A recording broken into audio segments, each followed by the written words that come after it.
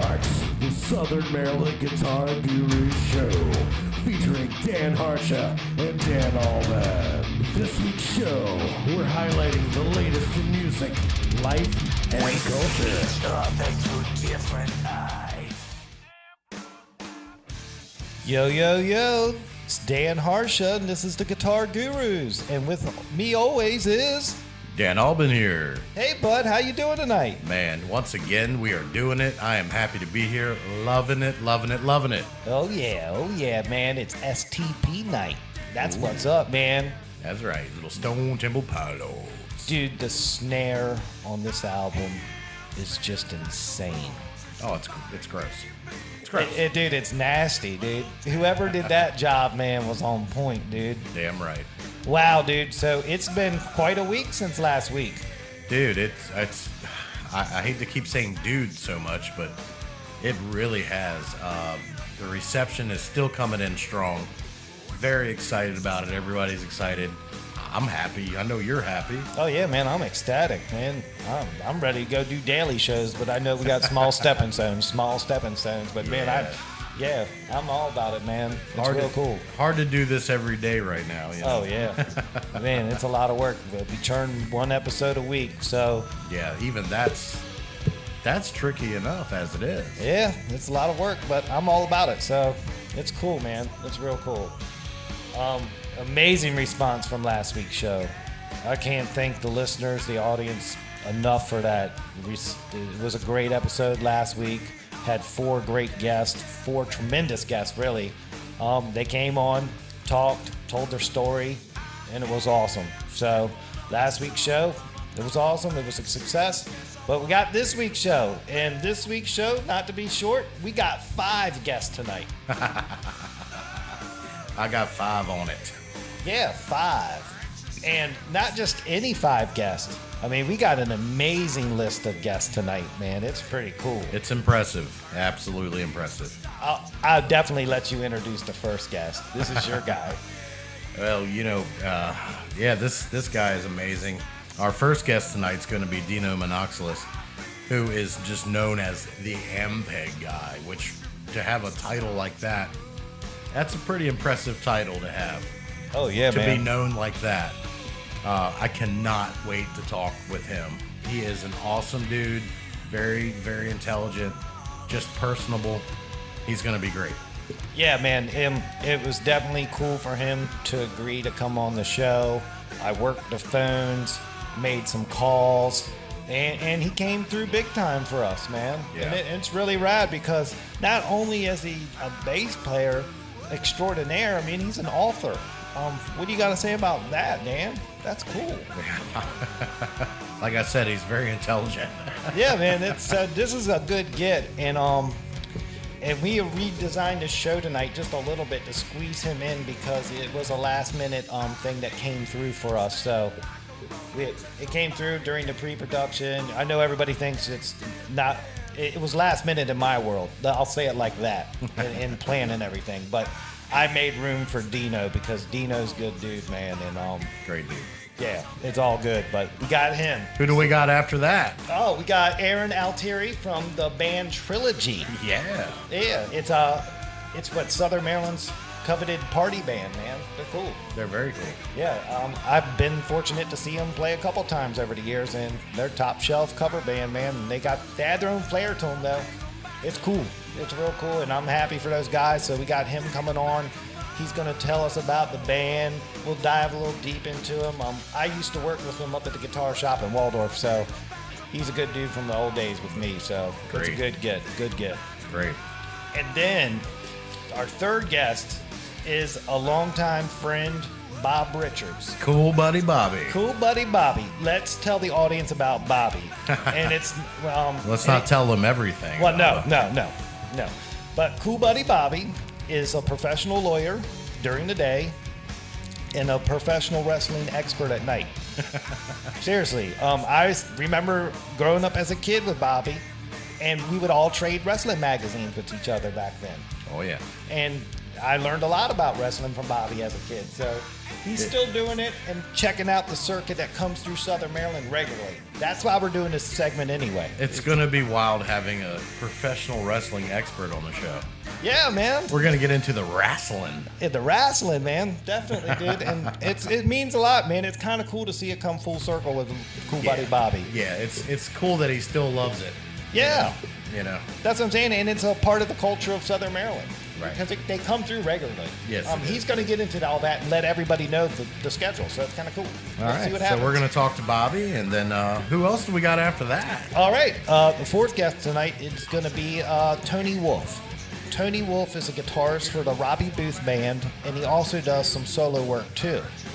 Nice. So he's pretty well known in the Southern Maryland circuit of musicians, and definitely a good guy to have on the show. Totally top shelf dude, and I can't wait to talk to him too. Yep.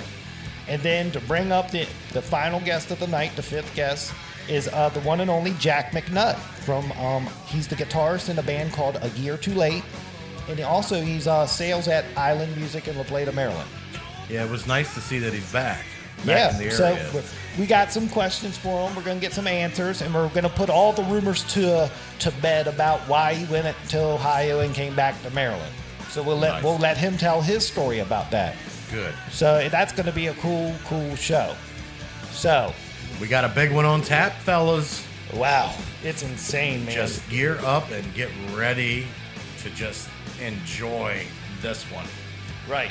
Enjoy this show because next week with the holidays, we're going to take the week off because we both have conflicting schedules and won't be able to do enough time to do the show right.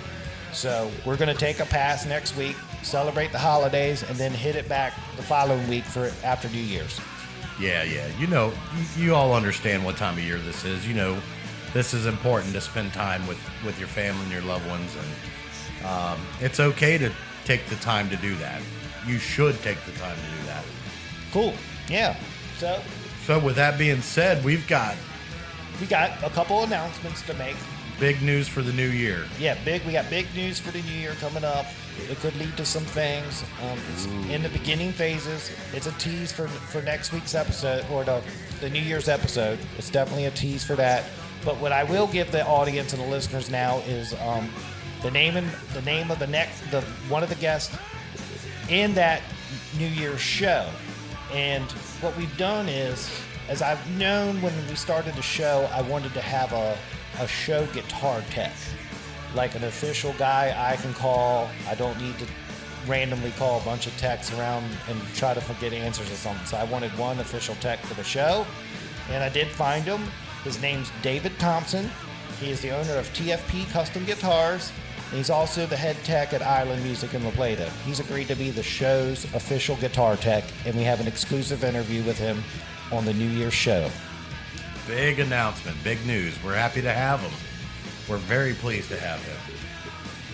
Right, and then we have a bunch of other guests planned for the new year. We're booking big time fast, so I suggest all the local bands that are listening, please contact us with a direct message through Facebook, and we will respond back and get you booked in.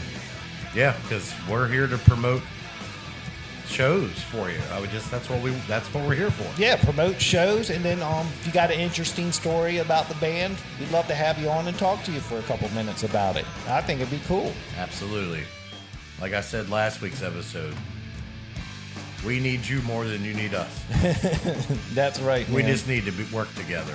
Right. Let's get you pushed out, man. Hit us up. We would love to just get the exposure out to everybody.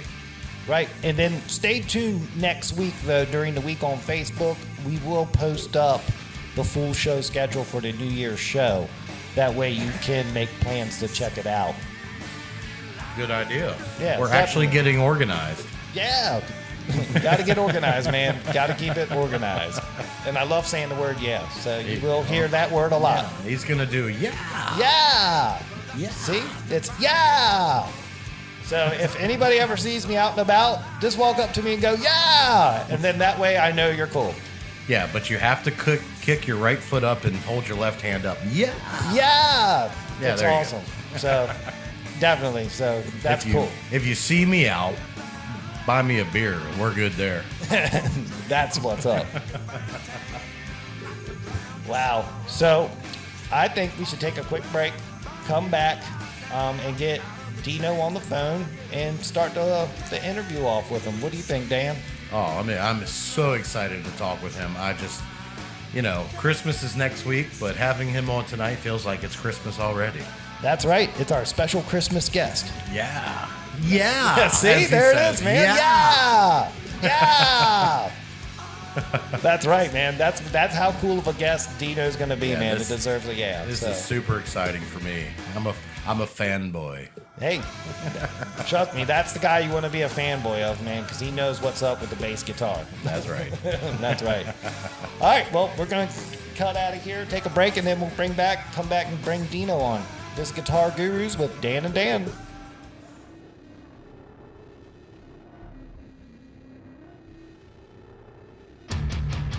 Broadcasting from our 100 gigawatt radio internet thing that plugs into something else. It's WGUR, the Guitar Gurus.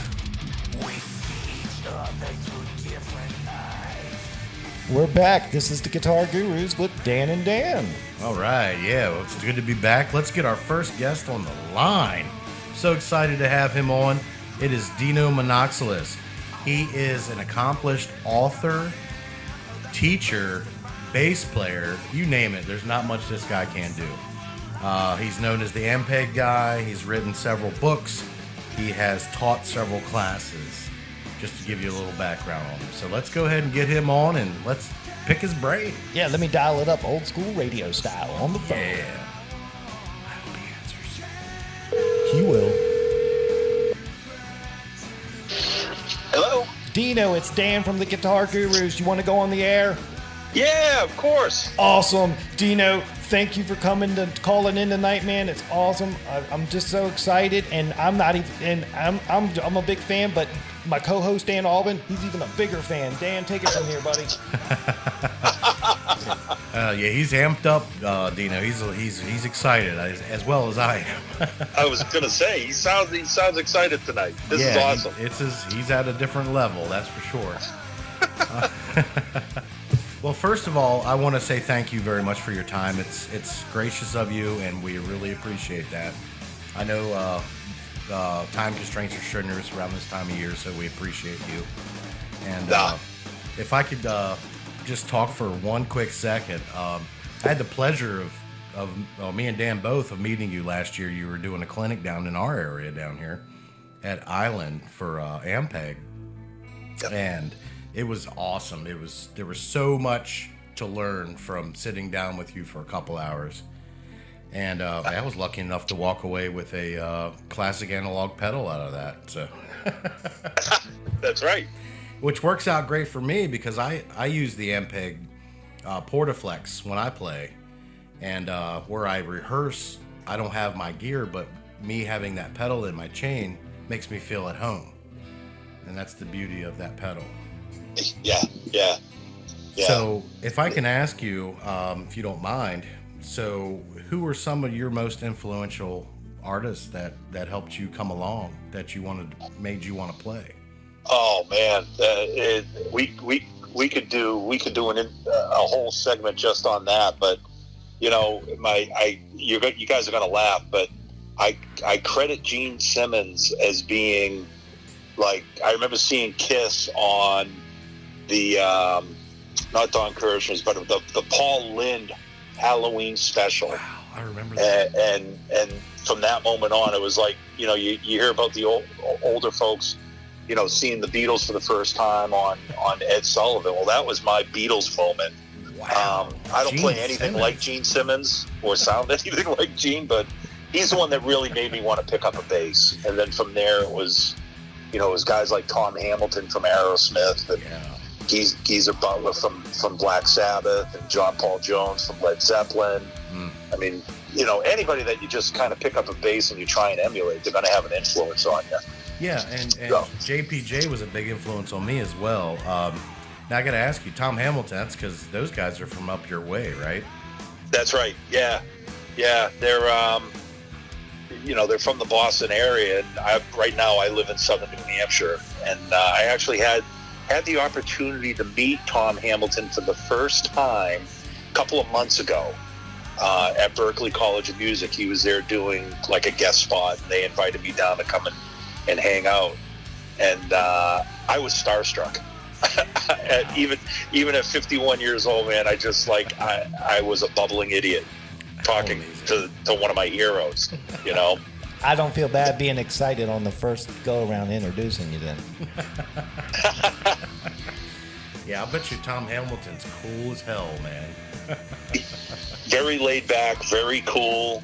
And I mean, he wrote some of those iconic bass riffs, man. Mm-hmm. Sweet Emotion, and he contributed a lot of the songwriting to a lot of those songs as well. So, yeah, he's just a really cool dude. That's very cool. Now, can I ask you a question that might be off topic a little bit? With Ampeg, have you met Geddy Lee? I have not. And it's funny because he, in my later years, like when I started to get into progressive rock and stuff like that, Geddy was obviously one of my biggest influences. And I went on to, I wrote an odd meter bass method book years after, and I dedicated it to the guys in Rush, and I dedicated it to a lot of my influences in that style of music. And I've been trying to get him a copy of this book for I don't know how long. And, one of these days I'll either meet him or I will know somebody that knows Geddy that I can pass this book along to and say, can you just drop this on his desk and just tell him I said thank you? So what you're saying is his new book, he didn't interview you in that book? No, he didn't interview me in that book. Man. I know it, huh? So, I'm dying to see it, though. I hear it's pretty cool. It's impressive. He's going to do a tour. I'm going to probably drive up to Jersey just so I can see him and get it signed. That's how much of a fan I am. Yeah, I mean, it's going to take a lot to drive to Jersey.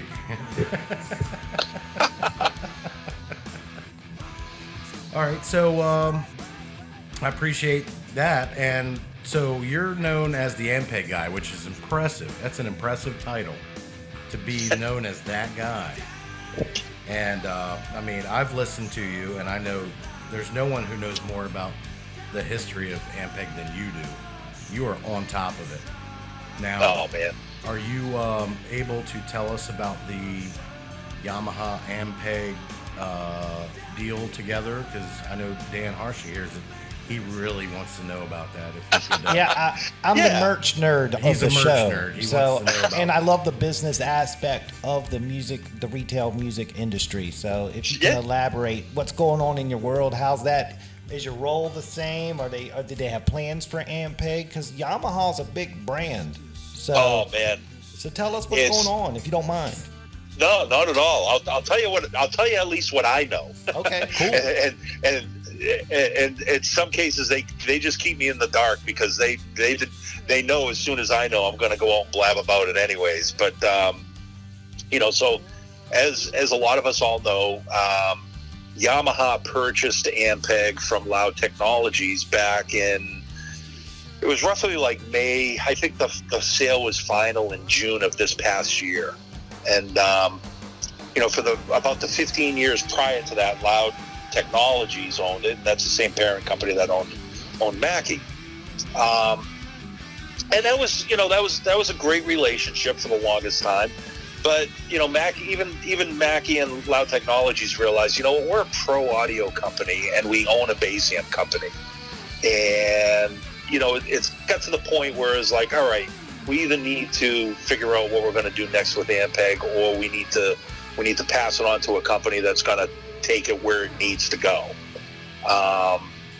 And Yamaha, Yamaha stepped up to the plate, man. I got to tell you, it's first of all, they're a guitar company. Now, in case nobody realizes this, Yamaha purchased Line 6 about 5 or 6 years ago. I might even be less than that. And they formed just recently, now that they purchased Ampeg, Yamaha started this new division of Yamaha called the Yamaha Guitar Group. And what that encompasses is Ampeg bass amps, Yamaha guitars, and Line 6 guitar amps. So it's Ampeg for the first time in 15, 16 years now is back in the hands of a guitar amp company, which is really cool. So that's, since they purchased it, the main goal has been really just to not mess things up and not screw things up and keep everything running the way it has been running. Because, there's a lot of fans of Ampeg out there that in a lot of ways have a certain ownership to the brand themselves. So that the one thing we didn't want to do was, or the one thing that Yamaha didn't want to do was step in and say, okay, we're Yamaha and we're going to run this totally the way that we think it should be run. They kind of stepped in and said, you know what, we bought this brand because it's been doing what it's been doing, and it's been doing it for so long, so well. We're going to let it continue doing what it's doing, and we're going to fix some things here and there as they need to be fixed. But for the most part, man, they have been absolutely fantastic in just in keeping the artists happy, keeping the customers happy, keeping me happy. Which, as an employee, I'm flattered that they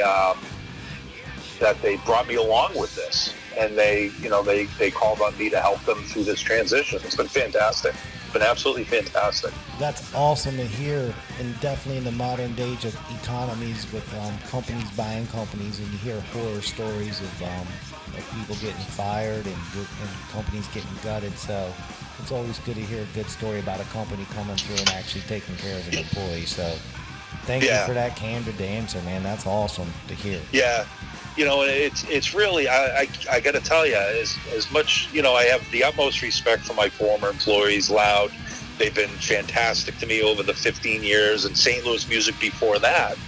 But I got to tell you, man, looking at the landscape of, and not to get too geeky and nerdy on gear, but right. Ampeg at this point is poised to do so many different things with the relationship with Yamaha, the relationship with Line 6, and the technology that exists. And I mean, it just sitting down and looking at it, it's like, man, there's not many other bass companies that have this potential laid out in front of them that we can do. And it's really exciting to see what's going to happen in the next few years. It really is. Hearing you say that's making me get excited too, man, because I love music. I'm a musician. I'm in a band. I do the deal.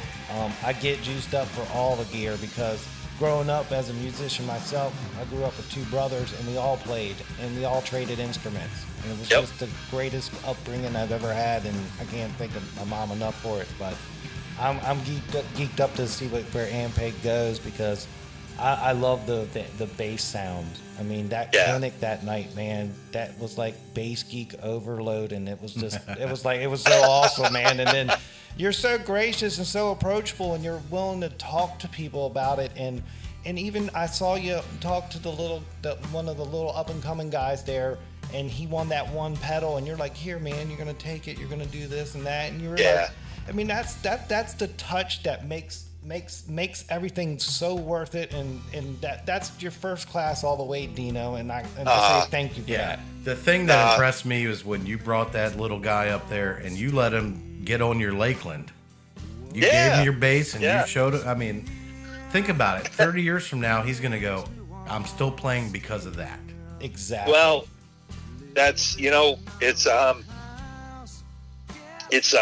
the reason why we do this. It's the reason why I do it. I'm just gracious and grateful and blessed to be able to make a living doing this. And, it's just my way of saying thanks to everybody. It really is. Well, these two guys say you're welcome, and it's mutually, it's awesome, man. No, we say thank you. We don't say you're welcome. Yeah, you're very welcome. Right. I'm sorry, man. Right. Let's get this right. It's my pleasure. It's absolutely I consider it a privilege to be able to do what I do, and and get out there and do clinics. That's the most enjoyable part about my gig, is going out and doing these master classes and clinics and talking to people and just hanging out.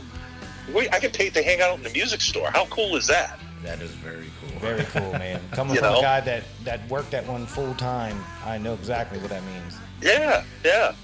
Now, can I ask you what your current setup is in your signal chain and what you're taking out on the road? Yeah, absolutely. So my main rig right now is I'm really digging the V4B, the 100-watt all-tube bass amp that we do. That thing is just, it's I want to say SVT tone, but it's only 100 watts, so it's about half the weight of an SVT. I was going to say, what does it weigh? My roadie skipped out on me many years ago. So I carry my own gear as it is. And I'll carry an SVT whenever I get a chance. But my main rig is the V4 and then a couple single 12 cabinets. And then for even smaller gigs, I'll sub out that V4B with one of those little micro CLs, the little 150 watt solid state heads. Those things are killer too. Wow. That's pretty much it. I have a small pedal board that I've got I use a wireless system, and that goes into a one of those Zoom B3 effects processors. Okay, I know that. I know that one. Yeah, and really the only thing I'm using on that is just some of the synth sounds, because the band that I'm playing with, it's basically a female country rock band, and we do some dance tunes too where they want that synth sound. So I use that for the synth sounds, and then that goes DI out the front of house. It's really simple, really very simple rig. So you're using are you using the scrambler in your chain, or do you use it is on the board, and I do use it for certain things, but for this particular gig, not as much, because I'm looking for more of a clean sound than a dirty, gritty sound that you get with the scrambler. But I do use the classic pedal, because that actually feeds my in-ears, because we're all on in-ears as well. And I like using the classic to warm up the signal going to my in-ears. Very good. Okay, well, I appreciate you letting us, giving you the insight on how you run your stuff. I appreciate that. Yeah, for all the guys listening, that's, you're hearing from a pro that's been in the game longer than you've probably been alive. So, listen to it. Hold on. Come on. Hey, he's still come young. On now. Don't date me like that. Yeah. Hey, I'm sorry. He's still young. He's only 6 years older than I am. Come on, man. Good form. Okay, well, real quick, if I could ask you, what is your best advice for the next generation of up-and-coming players? If you could give them a sage word, or... Oh, man. I would have to say learn to sing and learn to play and sing. I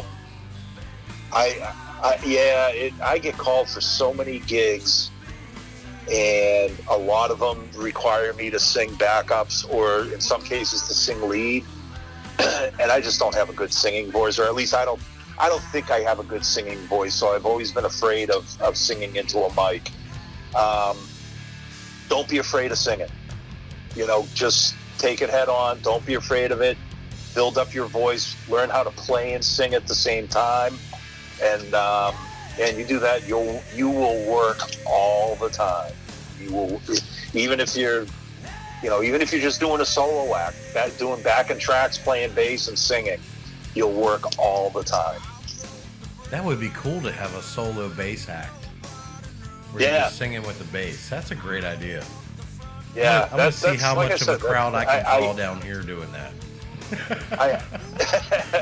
I envy guys like, you go see Geddy Lee or Paul McCartney, or even a lot of local guys around here, they sing and play. And when somebody calls me for a gig that requires a lot of vocals, I'll pass on it. I'll say, well, call so-and-so, because that's his gig. That's the guy you want for the gig.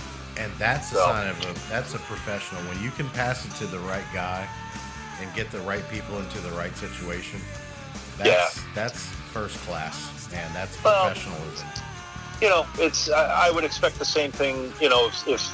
If somebody needs, an odd meter Greek style bass playing guy, that they would refer me to the gig instead. Lordy. If I ever need one, I'm calling you. You know that. There you go. Good deal. Hey, Dino, so I got one more for you, then we'll let you get back to what you're doing. And, again, we appreciate you making time for us tonight.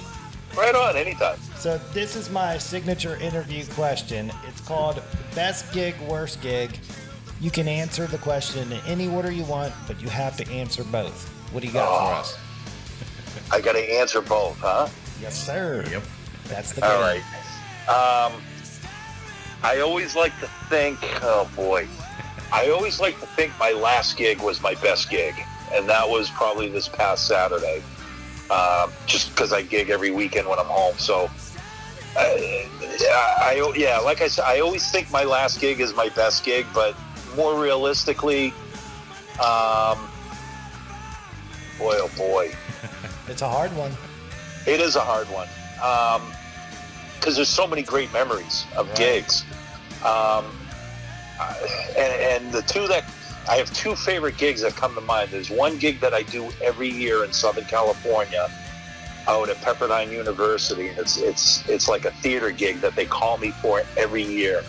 And I go out there. I've been doing this gig for 25 some odd years now. And it's a pit gig. You sit in the pit and you read music and you play to all these musical sketches. It's a ton of fun. Oh, wow. Cool. So it's either that or we just played this past summer for a NASCAR gig up here at Loudon Motor Speedway. And there was probably a couple of thousand people out in the audience. Just a bunch of partying NASCAR fans playing country music to them. That was a lot of fun too. That I remember that vividly. Good. Worst gig, man. Yeah, We're sorry to do this to you, man. No. I know you got a good horror story somewhere. Yeah, and again, it's like, man, we play music for a living. It can't be that bad. But I'd have to say my worst gig was I was living in Southern California, and I was playing for a blues guitarist who shall remain nameless. But it was a gig in a laundromat. And we just kind of set up in the corner and played for all these people that were coming and going as they were doing their laundry. Did they keep the quarters for themselves for laundry? Or did they actually throw them in the open cases and throw some tips? Oh yeah, no, we didn't. I don't even think we got free laundry out of that one. You might have the police came told you to get out. Gigs. So I assume this wasn't Eric Clapton then, right? No, it was not Eric Clapton. No, unfortunately it wasn't. And I mean, I'm still friends with the kid to this day. We talk on Facebook. Nice. But and that, I mean, even that, I can't say it was that bad, but it was just one of those gigs where it's like, you halfway through the gig, you just kind of stand there going and asking yourself, what am I doing here? Yeah. Like, nobody's listening, nobody cares, nobody's applauding. But you want to play so badly that you'll do anything. Well, that's just it. Yeah, man. I was new to Southern California too. I had just moved out there, and I was a student at MI. And you take. So to get back to your original question there, or one of the questions earlier, as far as advice, don't ever say no to a gig. Take every possible gig you can possibly take. Because in some way or another, it's going to shape you into the player that you're going to be in the future. Perfect advice. That's awesome to hear. Yeah. Wow. Well, Dino, man, thank you so much for coming on. We really do appreciate it. And like I said, next time you come through town, I'm taking you to dinner. And you know where we're going. You know where we're going. The Gurus Yep. are taking you to both You're the on. Dans. We're taking you to dinner, man. Sound good? It's been my absolute pleasure, guys. Thank you for inviting me on. No problem, man. And we'll follow up with you in the email in a couple weeks and see how everything's going in your world, okay? Absolutely. Thanks, guys. We'd love to have you on again next year coming up, if that's okay with you. Anytime. You just All let me know. Well, you enjoy your holidays and your new year, and best to you. We appreciate you. Thank you, Dino. Yep. Thanks, guys. Happy Yep. holidays. Happy too. holidays. And from the Gurus, we say thank you, Dino. Thank you, Gurus. All right. All right. Bye. Oh, wow. That was awesome. Sorry to whistle so loudly. I'm not. Oh man. Wow. Dude, for me and for you, I mean, just to have him on here, that's incredible for me already, man.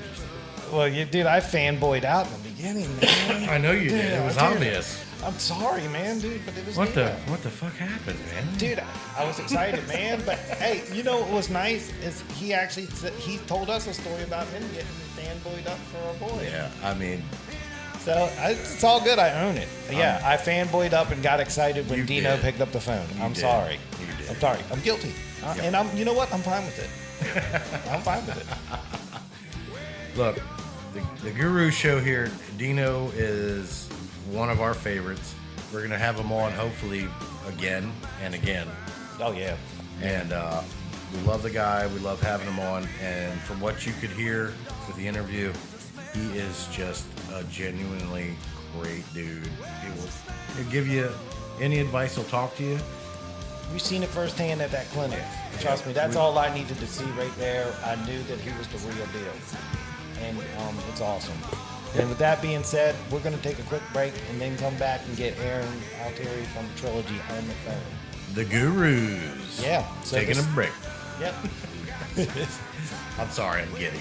All right, cool. It's the Southern Maryland Guitar Gurus with Dan and Dan. We'll be right back.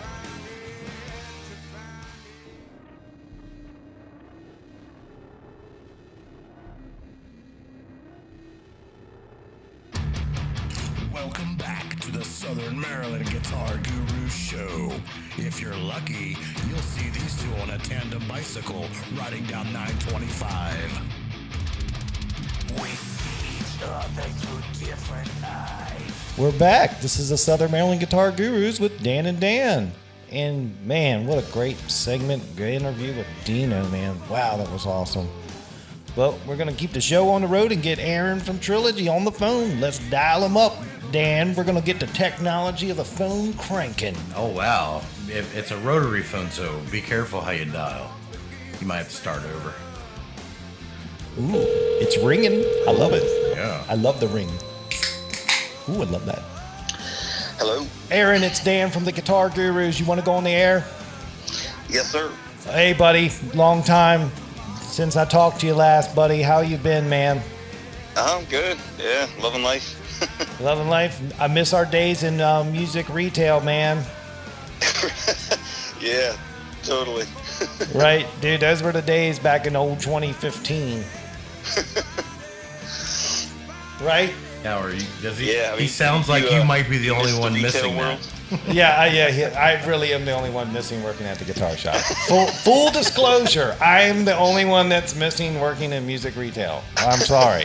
I just loved it. Yeah, I mean, I love handling the instruments, but yeah, the selling of them sometimes. I mean, it can be awesome. But it's just like any job. Yeah, awesome and weird at the same time. Exactly. But it's more awesome than weird. I will say Right, that. totally. I'll agree to that. Cool. So, dude, thanks again for coming on tonight. We really appreciate it. I know you're strapped for time. I know that you're in your studio. You got Christmas songs coming out and which way, whatever. But really appreciate you coming on tonight, and we're going to talk Trilogy for you. Okay? Yeah, man. So how is the Trilogy band life treating you? There's a lot of members in your band. I know that y'all got a really nice ride that y'all go back and forth to shows with. I mean, how's it traveling with the group of people like that all the time? Is everything good with y'all guys? How's it going? Yeah, it's pretty crazy. I mean, I think that's probably one of the hardest things to find when you get a band, is just a group of people that can hang out all the time, doesn't get sick of each other. Everybody gets along. Everybody's kind of has the same drive as far as, you know, how much they want to play. You know, can we do trips sometimes, stuff like that. So it's actually really nice. I mean, everybody's on the same page that way. So yeah. So y'all got like a little family where it's like more brother, sister, everything. It's like a bond. Exactly. Yeah, it really is. I mean, we all, you know, every once in a while, there's like I mean, I can't even say, I don't think in the years that we've all played together, I don't think there's been fights. I mean, every once in a while, you know, there's like an argument or whatever about something, but it's always pretty cool. Everybody's got an open mind about everything. So yeah, it's pretty nice. That's awesome to hear. Well, I mean, that's why y'all are being successful right now. I mean, every time I turn around, it's like, are y'all booked out months in advance now? I mean, how's that going for you? Oh yeah, I mean, next year's looking pretty crazy. I mean, I think we have at least, you know, a few shows every single month in 2019 already. I think we don't have one in like December and maybe next November, but yeah, every other month it has at least one or two shows in it already. Wow, dude, that's awesome to hear, man. I mean, and just elaborate on that, because you've been in the game a while now, and you know how it's done. But the guys now that are up and comers that are just getting new to the scene, what's one thing you can say to them is just stay the course, just keep jamming and it'll happen? Or, I mean, what do you think? Yeah, I mean, if you look at a lot of the, you know, the bands, I mean, even just around here, that are, you know, have good followings and get a lot of shows, it's usually the ones that have been together for just a long period of time. I mean, and that's going back to what I was saying before. That's really the hardest part is finding a group of people that can stick together through thick and thin, and that way. Because I mean, if you're changing band names all the time and changing, maybe not personnel, you know, but if everything's always changing, you know, no one, you know, your following kind of, you know, can't figure out, you know, what band you're in or what band this is. Like, oh, I haven't heard of that band. Oh, it's like these guys, but they're in a different band. So I mean, I think it's important just to try and, you know, find the right people, and then just stick it out and have fun, really. Yeah, because if you're not having fun, it's not going to last. No, you got to have fun or it ain't even worth it, man. Mm-hmm. You're just wasting time if you're not having fun. Yeah, exactly. To elaborate on what you're saying, you know, if you change all the time, even though you guys know how to play, you always feel like you're starting over. Exactly, yeah. And it's so hard to do that all the time. So that's good advice. Stick with it. Find people you can work with and just keep working at it. Yeah, I mean, I told, you know, lots of, you know, young guitar players or whatever coming in the stores that I worked at, and they were like, you know, how do I, you know, find a band and stuff like that, and how do I, you know, make a living at it? And I mean, there's a lot of guitar players that are, you know, a lot better than me, but I think I've been able to play. I've been lucky, and I've been able to play for years and years and years with bands because I mean, it's just you're easy to get along with, you know, don't have a big ego, which I think is hard for, you know, guitar players sometimes. Dude, and that's 100% legit about Aaron and no ego. I work with the guy every day, and no ego at all. Me and him got along great. I think that's why it worked so well, so long with us there, dude, because of that. All right, yeah. So, yeah, I mean, I kid around with the band. I was like, I wish I could just sit, like, behind everybody and just stare at my guitar for the whole show and just concentrate on my guitar. But it's like you gotta, you know, when you're up in the front, especially, and you're singing and, you know, playing, you gotta, you know, bounce around, and that's not really my thing. But, you know, I do it because nobody wants to be bored, you know, watching somebody just kind of standing there either. So what you're saying is you don't want to be the lead singer. Or do you? Oh, well, yeah, Hannah's definitely the main singer. Right. Right. But we have 3 like lead singers, and then Jason Mulligan, he's our keyboard player. He does harmonies and stuff on a lot of songs. So technically there's 4 singers. Hannah does most of the lead stuff, but Chris and I also do like some guy lead songs too to give her a break. Oh, that makes sense during the set. Change it up. Well, give her a rest. That's good stuff. It helps to have many vocalists in a group. It really does. If it's just one person carrying the weight of that, that's not going to work. If you have others that can do that, that's the formula that works. Totally, yeah. I mean, especially if you're playing 3-4 times a week, sometimes, I mean, at 4 hours, 3 hours of playing, 4 hours of the actual show. I mean, that's a lot of singing. So yeah, if you've got some people to share the load, it definitely makes it so you can do a lot more and not get burnt out. That's cool. All right, dude. I want to ask you some fun questions to change it up real quick. Enough of Okay. We got the band thing. We get it. So here's some fun questions for coming on. Are you happy with your current guitar? Are you happy with your current sound? Aren't you using the Line 6 Helix? Yeah, and actually for the first extended time, I'm actually really happy with my sound. I use sort of like a custom-made PRS P22 that I found. I pretty much use that for every single song. It's really versatile, so you can get a lot of different sounds with it. And I only change if I break a string. And yeah, and the Helix, really, if you mess with it and spend time learning all the things it can do, I mean, I'm really happy with the sound. I've always gone from, tube amps, and then I'll be like, I'm going to try digital, and then I won't like it, so I'll go back to tube amps. But yeah, I'm totally sold on this. This thing, it actually sounds good, clean, distorted, whatever you want. It's really nice. Oh, that's awesome to hear, dude. That's awesome to hear. What is your favorite video game right now? Because I know you're an avid video game player. And I know our listeners out there's a lot of avid video game players that also play guitar. So what's your favorite game right now? Right now, I always play Madden, like in and out, especially during the football season. I love Madden. But probably the newest one that I really like is Red Dead Redemption 2. That one's really cool. Yeah, I like the open world kind of games where you can kind of just wander. Exactly. Yeah, I'm an explorer, so yeah, I like to see stuff. Right. Well, I mean, that's what we do as humans. If you think about it, we just go explore things and wander around Earth. Yeah, exactly. Yeah, if I had all the money and time, that's what I would just wander around Earth. That's awesome, dude. All right, so one more. This is our signature question on the show. Is our game that we play with everybody that comes on. So I want you to play it with me. We call it best gig, worst gig. You can answer in any order, but you have to answer both of them. So what do you got for us? All right. I think the best gig I ever played was we got to go down to Key West and play Sloppy Joe's. I think you remember that, right? Oh, that was the summer of 2015, wasn't it? I think so. Yeah. That was pre-trilogy, right? Yeah, that was the sort of the band before Trilogy. You were down there the whole week, right?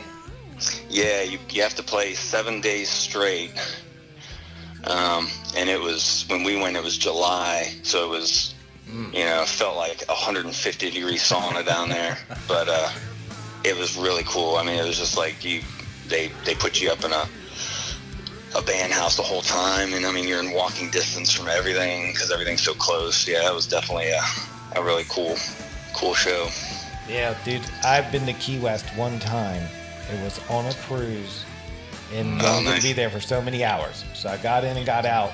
But I was wandering around going back to the ship, and I ran into Will and Jada Pinkett Smith. No way. Yeah, dude, just randomly. And I was cool about it. I said, I don't want no pictures. I just want to say hi. Right. But it was cool, dude. That's what you run into down there, man. It's So, did you say hi or? Did oh you? yeah, dude. I went yeah. Yeah.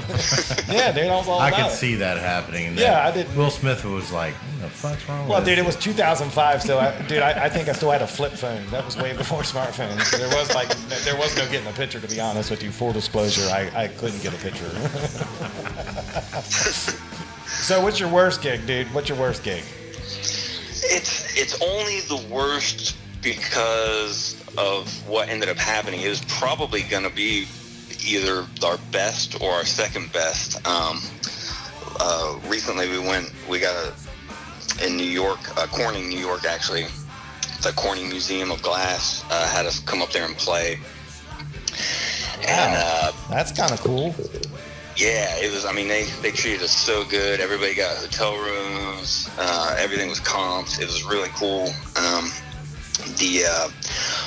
But we got like a bunch of snow the night it started snowing. The morning that we were playing, we got there the night before. Okay. And up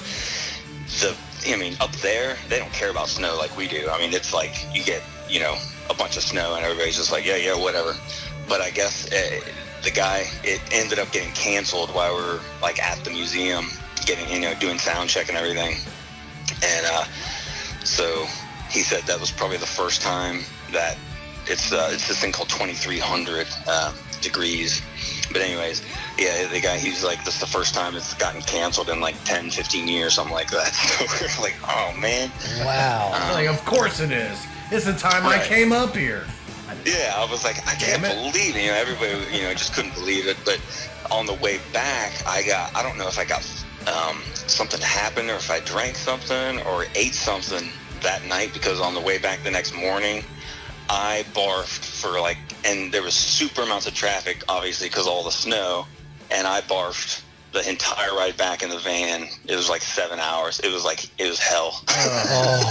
You were that guy. Yeah, it was so bad.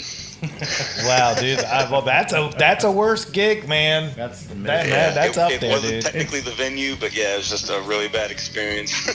So you had to be sick the whole way home and never even got to play. It's like, oh my god. Yeah, luckily we get to go back. They're going to have us come back in February, so that'll be awesome. Hopefully we won't get snowed out again. There you go. Wow, dude. So were y'all snowed in at the hotel, like a movie? Like y'all could have filmed a movie about it? We were able to get out. They got the roads cleared. They shut everything down the night that we played, though. So I guess they got a chance to clear everything that morning. But yeah, the van was we had to dig the van out. It was a lot of damn snow. Oh, wow, dude. Wow. Well, Yeah. Well, dude, I can't thank you enough for coming on the show. And, That's awesome. Thanks, yeah, man. and we definitely we talked over the weekend, and you said something about working with Hannah to come on the show. I want to officially extend the invite out. So if you could have her people contact the show through direct message on Facebook, I'll get it all booked up, man. It'd be awesome. Will do. Yeah, I think she just came in. We got to work on that Christmas song you were talking about earlier. 'Tis the season. Yeah, man. Yeah.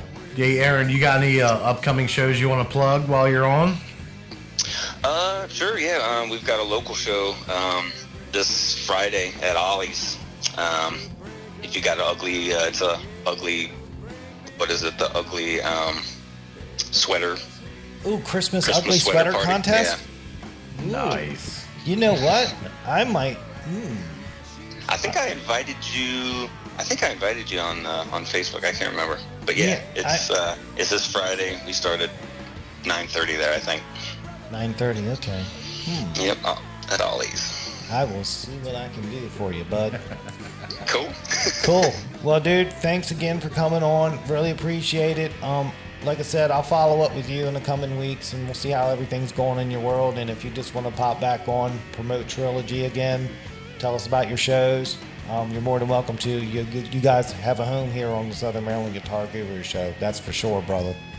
Awesome, Dan. Thanks, Dan. Yeah, no problem, man.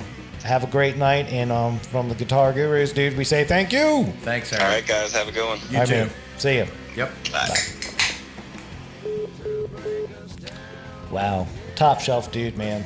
I love working with that guy. Yeah, he's laid back, man. Just genuine. And genuine, and dude, everybody got to realize, man, he is the whiz with the live sound stuff. Yeah. I mean, to be honest with you, my whole setup is kind of based on what he taught me at my time at the guitar shop. Wow. And I'm not lying about that. Okay. I mean, so that's for sure. He's totally on that level of, like, he knows the live sound, the recording setup. He's had his own personal studio at his house before. He's got a cool backstory. What we're going to do is when he has more time, when they're not busy doing what they're doing with the music, I have him on for a full segment, and we'll dial back into his history and talk about that stuff, because it's cool. He's got some cool stories. I do remember that from my time at the shop. And dig deep into the gear and all that. You know, there's people who want to hear about gear. Yeah, man, I'm a gear nerd. I'm down with it, man. You know me, I'll talk gear all night long, and I'll try to sell it to you like I work for the company, man, just for pure fun. He's always trying to sell me something on this show. Yeah, man, come on. We take a break, he's trying to sell me ice. I already know the recipe. Yeah. You know that? Yeah!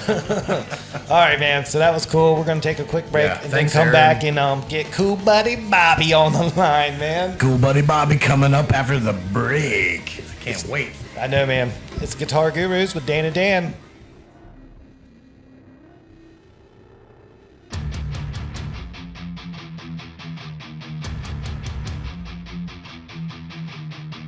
The Southern Barrel Guitar Gurus, the only guys that would do a live broadcast from Dog Patch. We see others through different eyes.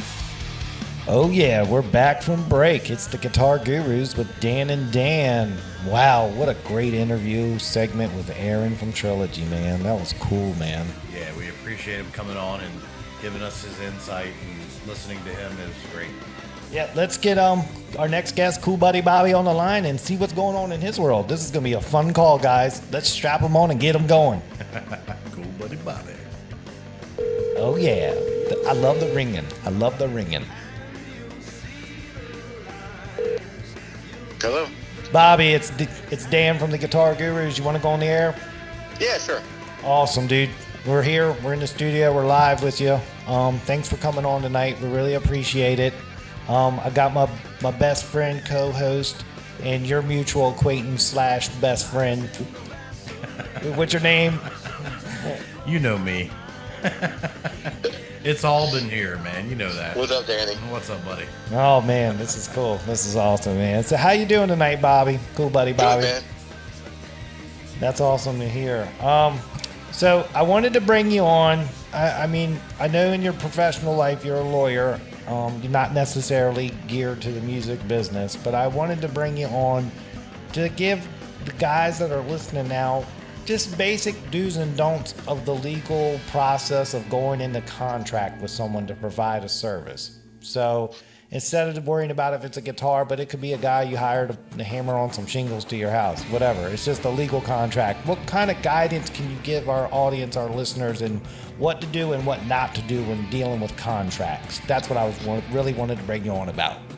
Well, I think the one thing that I should say first is some common sense advice, and that is, if you are dealing with a contract, whether that is you hiring somebody to do something or them hiring you to do something, if there's a contract involved, make sure you understand all of the terms, all of the fine print, every clause in the entire contract. If you don't, find someone who can help you understand, because there could be important language in that contract that could affect your rights.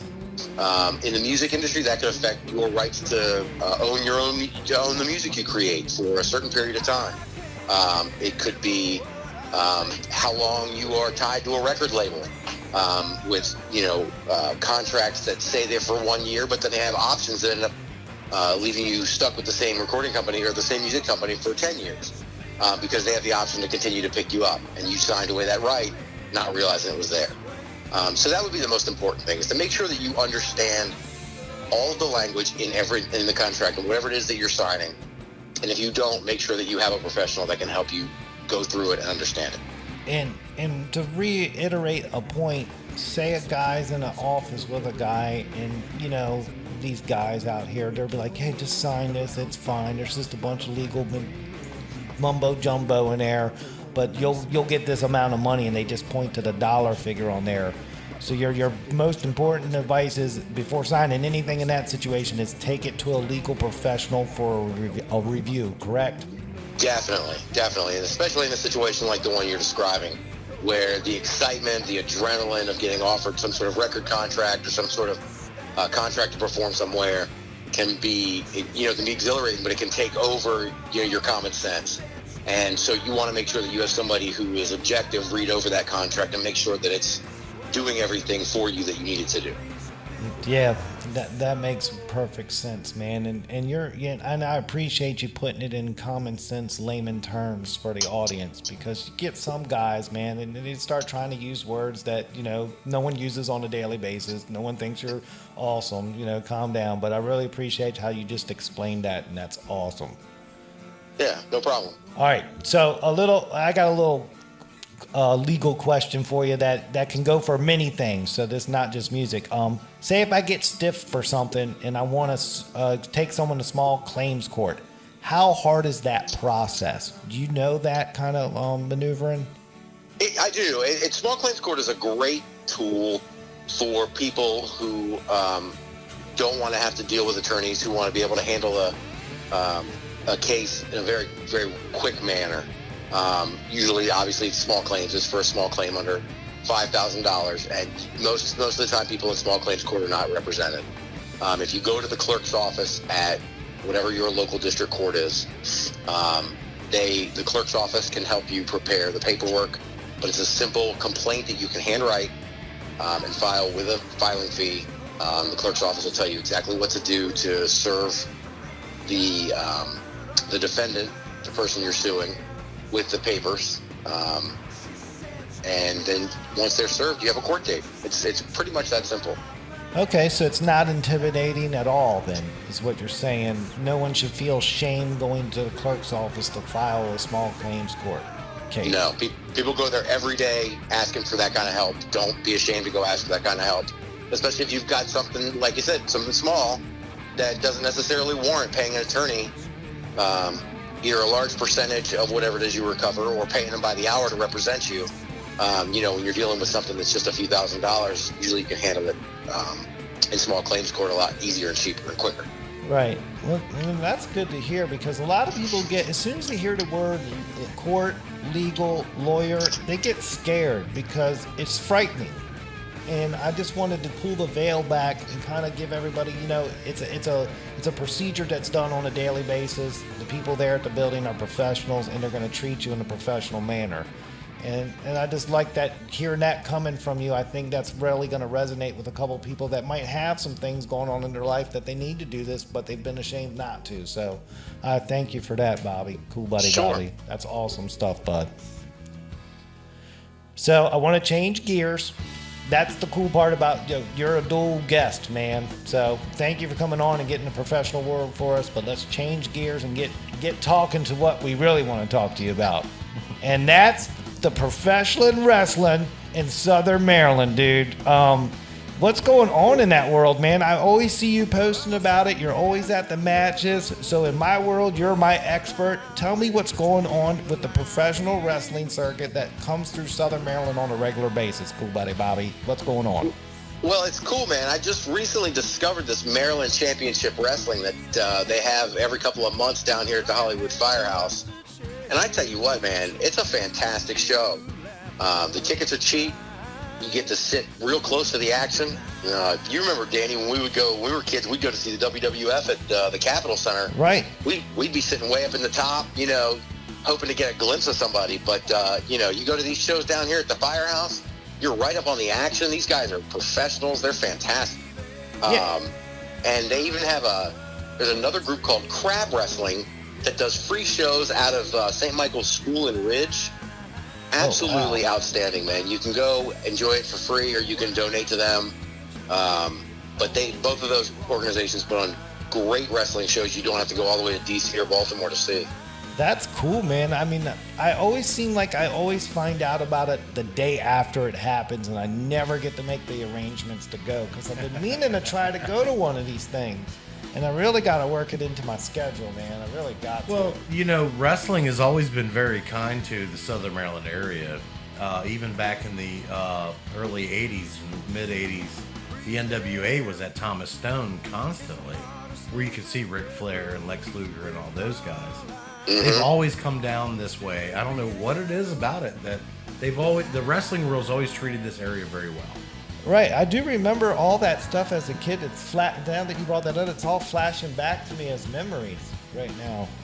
So Bobby, the one that comes through the firehouse, their current roster of wrestlers.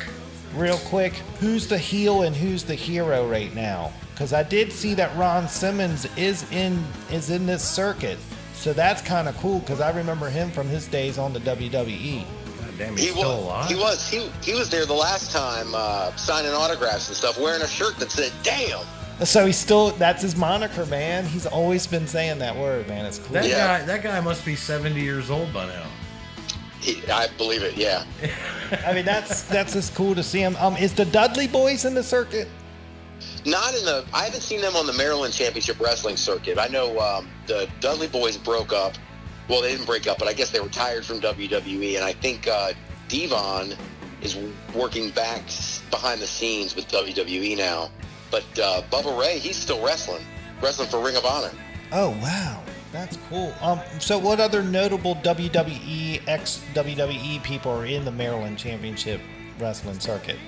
Well, the first time I went, I saw Joey Mercury, he was the champion, the Maryland champion when I went to see him, but he was also in WWE in a couple of different roles, maybe 6 or 8 years ago. But I've also seen guys who've been there more recently, like Adam Rose. Hacksaw Jim Duggan made a special appearance one night. Whoa. Yep. What? Nice. Yep. By the way, Hacksaw's got a nice little podcast himself if you ever want to listen to that. Oh, yeah. Oh, wow. Does he? Dude, he's still around? Did he have the 2x4 with him? He did. Gotta love that, man. Oh, shit, I've been drinking. I actually meant Hillbilly Jim, not... Oh. Lord. Wow, man. Don't go messing with the country boy. Yeah, don't go messing with the country boy. So when's the next show? I think the next Maryland Championship show is January. God, I want to say it's the 19th. Oh, wow. So it's coming up soon. Yeah. All right. I'm definitely got to make this one. Send me an invite, dude, and let's hook up down there together. What do you think? Okay. I'm down with Sounds it, man. good. Yeah, I'm definitely in, dude. I'm going to make plans, so I'm good. Cool. Yeah, dude. look forward to it. Awesome, dude. Well, hey, man, cool buddy Bobby. Appreciate you coming on, as always. And we'll be checking back in. Maybe we'll do a follow-up call the week after we go to the matches, and then we'll talk about what we saw. Sounds good. Awesome, man. Definitely going to mark that in the books, man. So that's really cool, dude. I really appreciate you coming on tonight. I don't have anything further. What about you, Mr. Albin? Anything further? All I have is, hey, it was great to talk to you again. I haven't talked to you in so many years, and just to have you on here is a pleasure for me, Bobby. Yeah, man. Well, same here, man. It's a pleasure talking to both of you guys. I don't get to do it enough, and I appreciate you guys inviting me on the show, man. It's been a blast. Yeah, we're gonna get together and just hang out. How's that? Yeah. Sounds like a plan, man. That's great. Let's All do right. it. Cool buddy Bobby, the Double D's, the Southern Maryland Guitar Gurus say thank you. All right. Have a good night, guys. All right, peace. Wow, man. Cool buddy Bobby came through big for us, man. Yeah, that's the first time I've talked with him in holy shit, probably almost 20 years. Oh, wow, that long? Late 90s, at least. Oh, wow. Yep. No, I've seen him over the years, off and on, irregular. Nothing like no break like that. And I follow him on social media, so. Yeah, I think the last time I saw him, he was at the old Casa, maybe playing some cards with us about 20 years ago. That's probably the last time.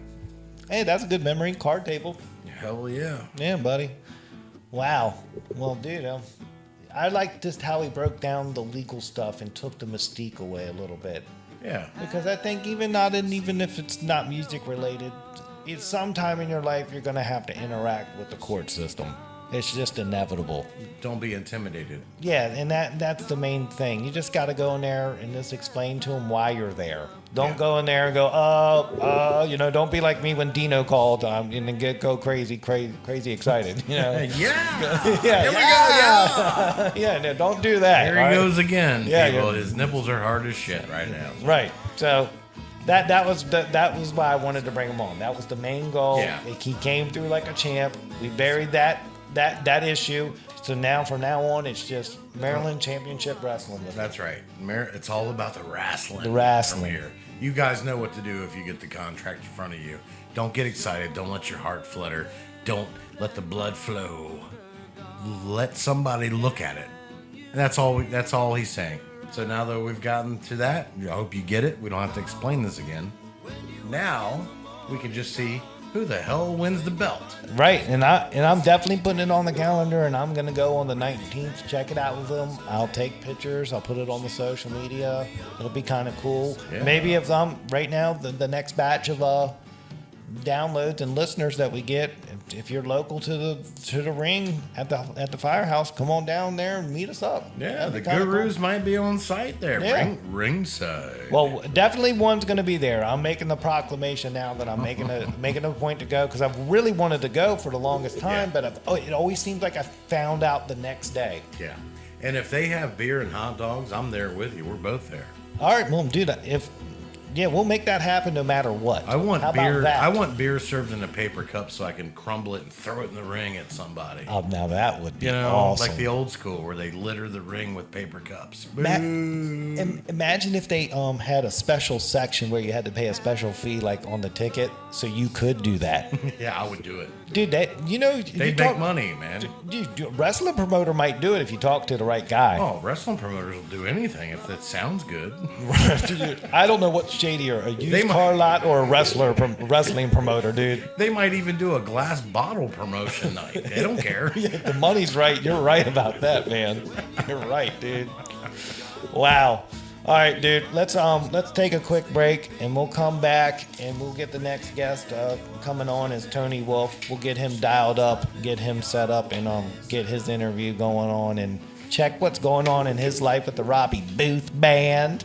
Yeah, and man. see what's going on with his other solo stuff, because I've talked to him a couple times off and on, and it seems like he's got some stuff going on. So we'll put those stones to him and try to pin him down and get a story. All right, Tony Wolfe coming up next. It's Guitar Gurus with Dan and Dan. You're tuned in to the Southern Maryland Guitar Gurus show, the only show that Chuck Norris is afraid to be a guest on. We see each other through different eyes. Oh man, we're back from break. Man. Wow, cool little interview from old cool buddy Bobby. Man, that was pretty cool, right? That was great. I love talking to Bobby Yeah. all the time. Yeah, I look forward to going to that wrestling match. Going to a wrestling match. Let's go see some wrestling. Wrestling. Yeah, man. Well, cool. Well, that was a good deal. So let's get the show on the road, man. Man, this is a busy night, dude. Very busy. This is cool. I hope the listeners in the audience are like, man, these guys are rad, man. Look at all these guests they're providing on their weekly show. So the plan is we do a weekly show. We tape Tuesday nights, and we post them on Friday nights at 8. If anything changes, we'll definitely communicate it on the social, but that's the schedule as it is. The only thing is the next week we're taking that week off for the whole holiday season. So we'll see you the following week out for our New Year's show. Yeah, so right now you're enjoying the end of 2018 holiday spectacular. Right. That's why we've got so many guests, so much going on. Right, and that's Yeah. with that's how we pulled the big name of Dino, the Ampeg guy. That's right. You know, I mean, if you're going to close it out, you got to close it out with just the best. You got to do it that way. Right. Well, let's get Tony on the phone. Let's talk to him to see what's going on in the Yeah. Robbie Boothe band world and see what them guys are up to. Because, man, they got a strong online presence. I see their stuff Huge. all the time. Huge. Yeah, so. we play with them at the Rocktoberfest? Yeah. Yeah. Oh, well, dude, they didn't. That we played with them. Yeah. Yeah. Dude, they didn't even get in their vehicles to come to the show until I was already packed up and gone. Yeah. I could say we play with them. We play with them. Yeah. So anyway, that's cool. I got Tony coming on. I've known him for a couple years now. He's always been good with me. And he's just a down to earth good dude, and I'm happy to have him on, man. It's really cool. So let's get him on the horn and see what's going on with him. Yeah, let's talk to him.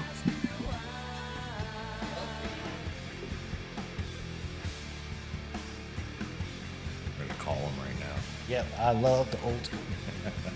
The old school. Ooh. I know. Nick, I like the old school. Hello. Tony, it's Dan from the Guitar Gurus. How you doing tonight? You want to go on the air? Yes, sir. Awesome. So we're here at the studio. We're putting a show down right now. We're thrilled to have you as a guest. It's so super awesome of you to come on tonight and spend a couple minutes with us. Since we're man, it's my pleasure, man. Yeah, we're new to the market, and you're the first guy tonight I'm really gonna lean on in your world to help me out, because we talk all the time and we help each other out with other things. So I'm really counting on you to help me out in getting the show out there with all your fans and everybody that you can. Any help's appreciated.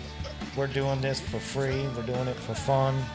And we're just trying to help out the local musicians around here with no strings attached and no bullshit. And we're proud to have you on tonight. So thank you for coming on, brother. Absolutely, man. Yeah, it's my pleasure again, and I look forward to continuing to promote your show. I really think what you guys are doing is really awesome, so I'm happy to be on with you. All right, well, thank you for that, Tony. I appreciate that. Absolutely. So cool, dude. Let's start this thing off, and we're gonna keep it kind of high energy. So go with the flow and to stick with us. But in a general sense, who is Tony Wolfe, the solo artist, the guitarist, the keyboardist? Who is Tony Wolfe? Tell us all about us. I'm sorry, dude.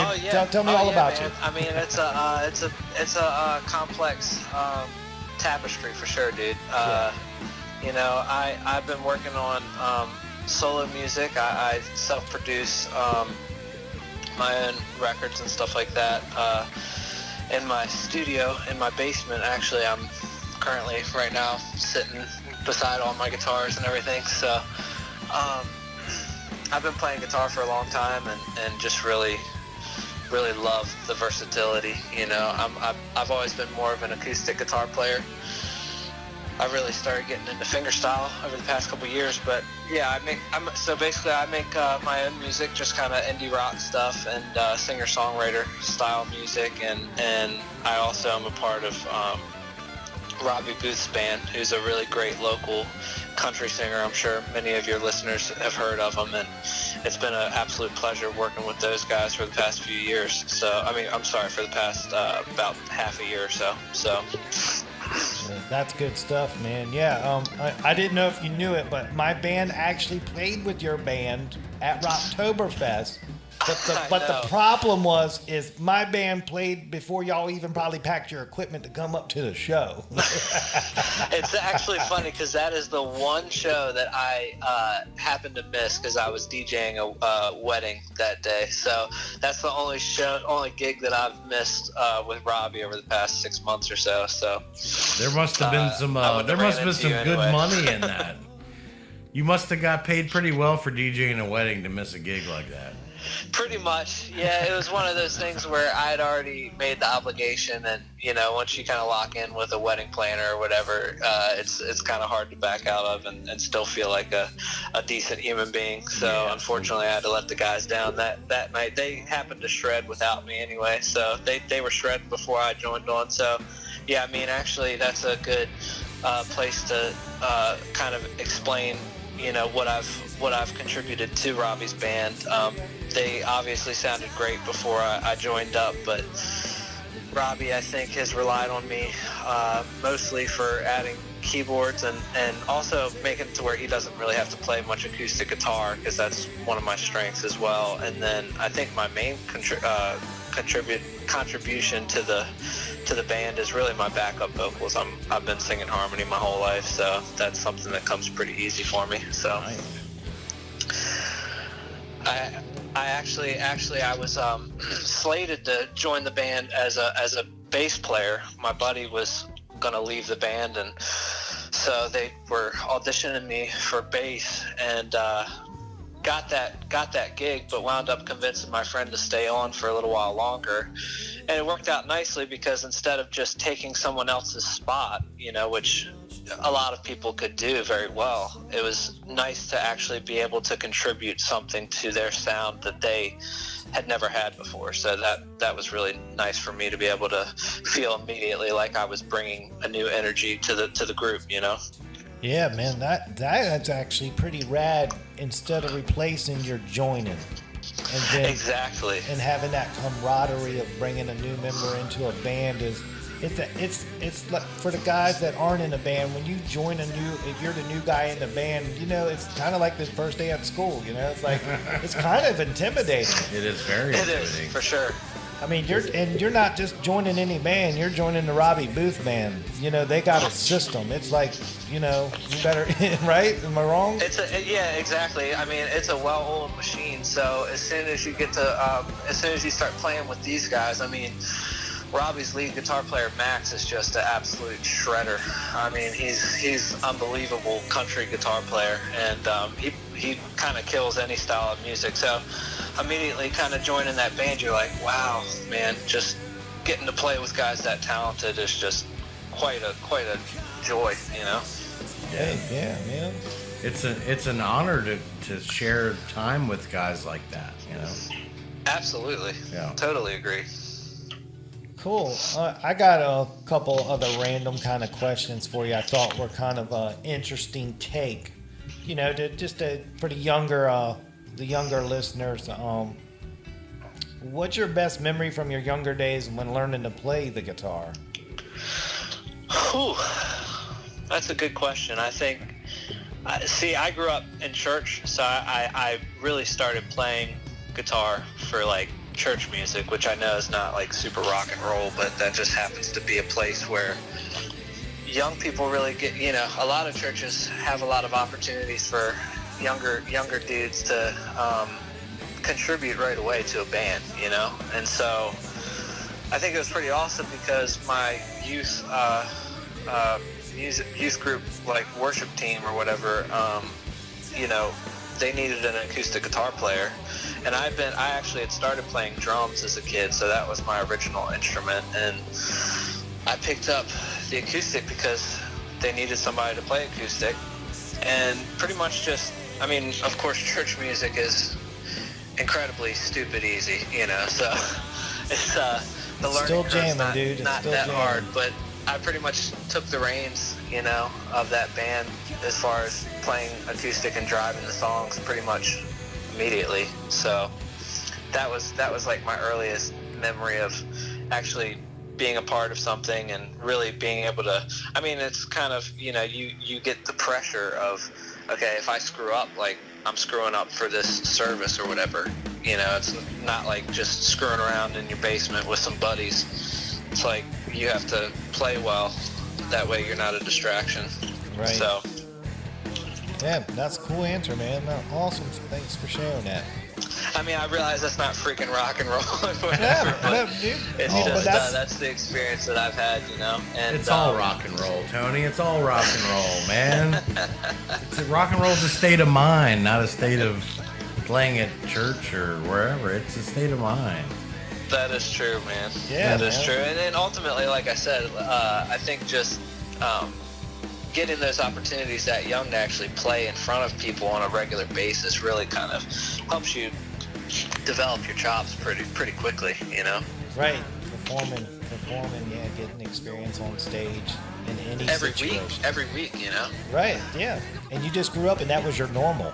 So Exactly. yeah, that really helps out later. But now it's kind of being a church player all this time has continued to kind of bite me in the ass a little bit for the past probably decade, because basically whatever church I'm at, I get hounded like nonstop. They're like, "Are you gonna join the worship team? Are you gonna?" So I try to contribute where I can without being detrimental to my family, because I'm already in a country band and trying to work on my own music too. So it's music all the time for me, man. Yeah, you don't want to over obligate yourself like that, because you've got things you want to do too. Yeah, and so what winds up happening is I wind up agreeing to everything, and then I just let everybody down. But what are you gonna do? That's the creative type. Over promise and under deliver when it comes to the church band stuff. That's but the thing, man. You said it. You nailed that perfectly. That's the phrase, man. That's the phrase that pays. Wow. But that's the way it is. You just want to do so much, you can't say no, and sometimes you gotta let people down. It just happens. That is true, man. Yeah, and ever since I had a son, it's been a lot easier for me to just tell people to kick rocks. It's like, Nice. hey, man, I know this bums you out, but I can't hook you on this one. Right. Gotta get in dad mode. Well understood. Exactly. Right. Well, all right, dude. 2 more quick questions. Sure. You can keep it brief. Yeah. What are your goals for 2019? My goals for 2019, I actually, my wife and I have just had a discussion this past week that I'm going to probably go rent a cabin in the next month or two to really, maybe for 3 days or so, because I'm trying to get a single done for my solo music. And what happens is, being in my basement studio, I never really prioritize the way that I should. It's easy to procrastinate when there's no pressure. Right. So I'm gonna go to a cabin where I'm actually putting my money where my mouth is, to where if I don't come back with something, that's the most disappointing. It's just impossible that I'm not gonna come back with anything. Otherwise, I just would be afraid to show my face.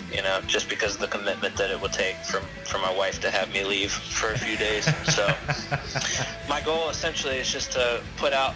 I'd like to put out maybe a couple, 2 or 3 song singles this year. Play some more gigs solo. I played a few this year, and see what's happening with Robbie. I'm hoping that he gets a record out this coming year, and we're going to continue to try to ramp things up. Probably come springtime with what we're doing with him. Try to see some better crowds and stuff. So. Okay.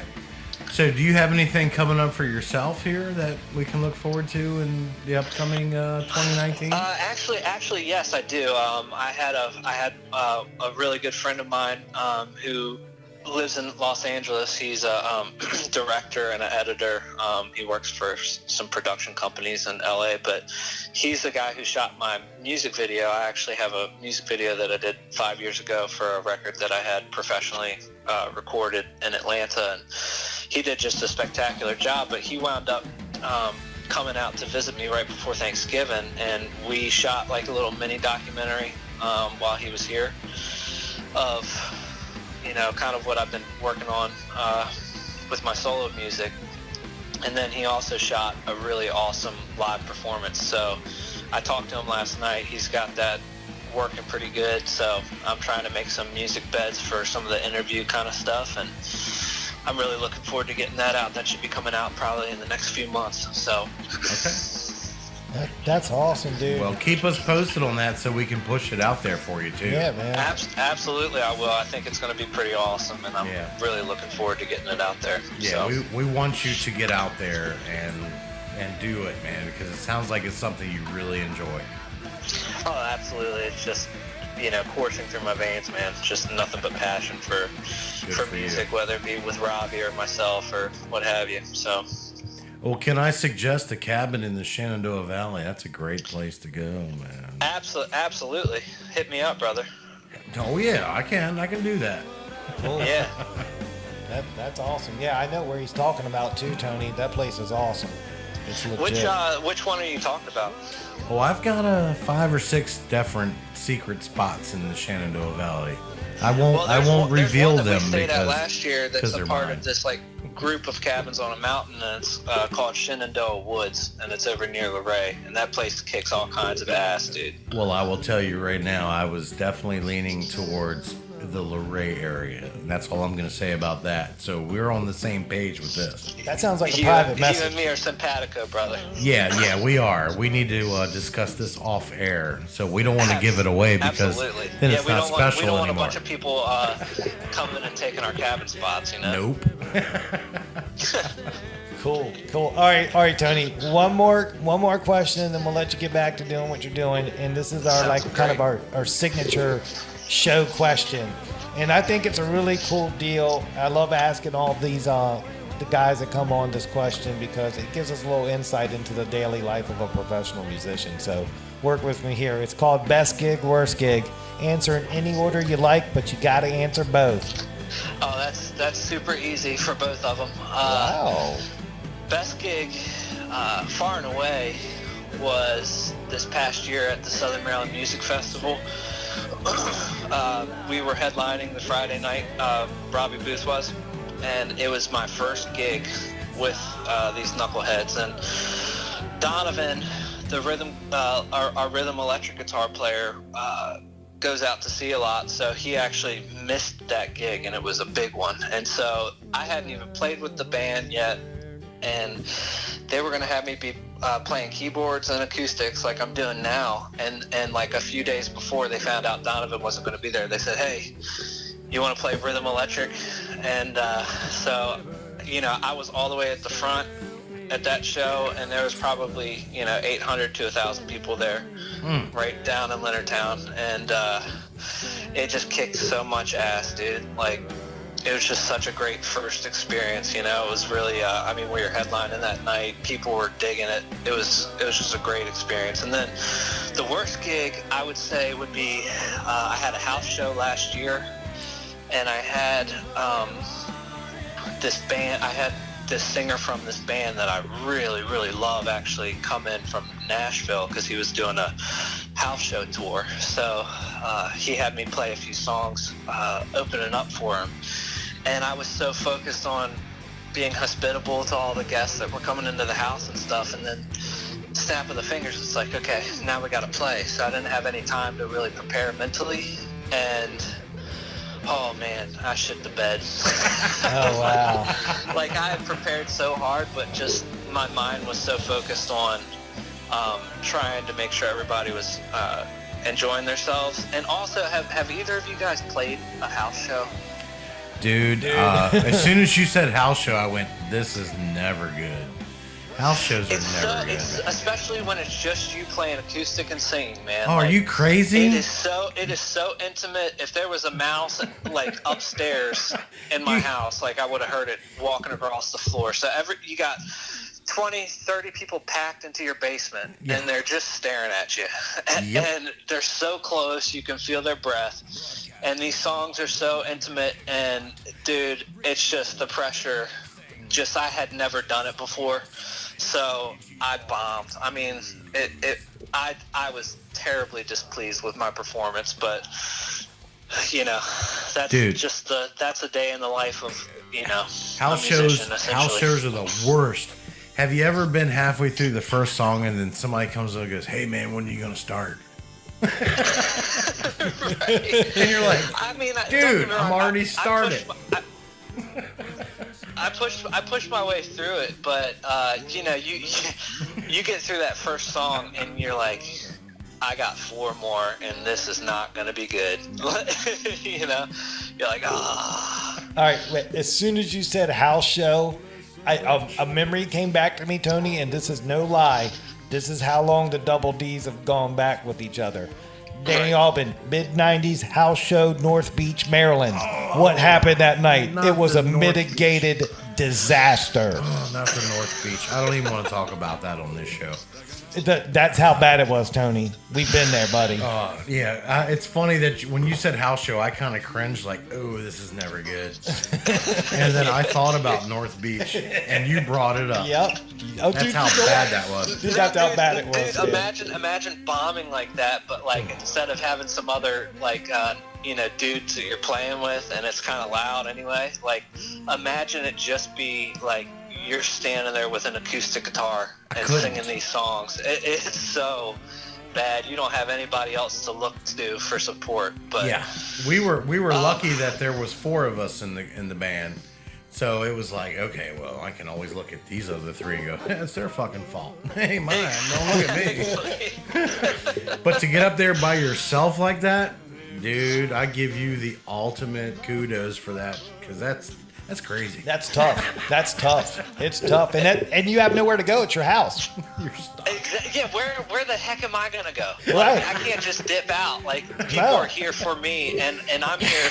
I brought this artist in, so I'm like responsible for making sure that he enjoys the rest of his time. But man, what a terrible show I put on. But I ultimately I'd love to be able to do it again, because I feel like I know what I would need to do the next time to make sure that doesn't happen again.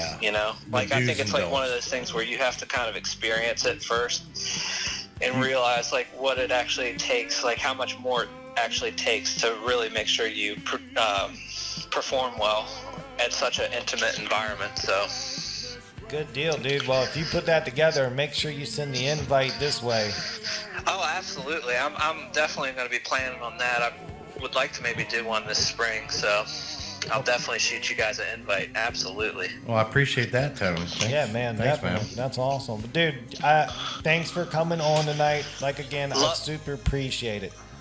Dude, I love what you guys are doing, and looking forward to just continuing to support you guys and listen to all the episodes that you have forthcoming. I've really enjoyed what you guys have been doing so far, so just keep up the great work, man. Thank you for those encouraging words. We appreciate that so much. Yeah, man, thanks, man. We're just, and the best part about this, Tony, we're genuinely doing this because we wanted to do it, just because this is what we've always wanted to be on the radio growing up. Because we grew up in the 80s and 90s when radio was like big time. It was the Grease, man. And you had all the big players back then, and we grew up going, man, I want to do that. So we're getting to do it, and we're just doing it so legit because we have the equipment from the band stuff, doing the studio recording. So we're just making these shows, and it's just taking off, man, and it's just awesome because we just want to do it. Dude, I think that's what makes for the best product, is that you guys are passionate about it, and that really comes through. And I'm a huge podcasting connoisseur, man. I love talk radio and I love podcasts. So I actually was I've really been excited seeing you guys kind of pursue this passion of yours. So maybe sometime I'll have to stop by the studio and watch you guys tape one live. That would be great. Well, if you're going to come in here, you're not going to watch. We'll get you on mic, dude. We're going to put you to work. I'll sing a song, man. We'll do a song. Hey, that'd be sweet. The best part about us doing the weekly shows is we're always in search of content and what to do for shows. So I'm definitely gonna put the star beside your name and write the note down that in studio performance coming soon. And when I work out the logistics, we'll hook it up, dude, and we'll definitely bring you in.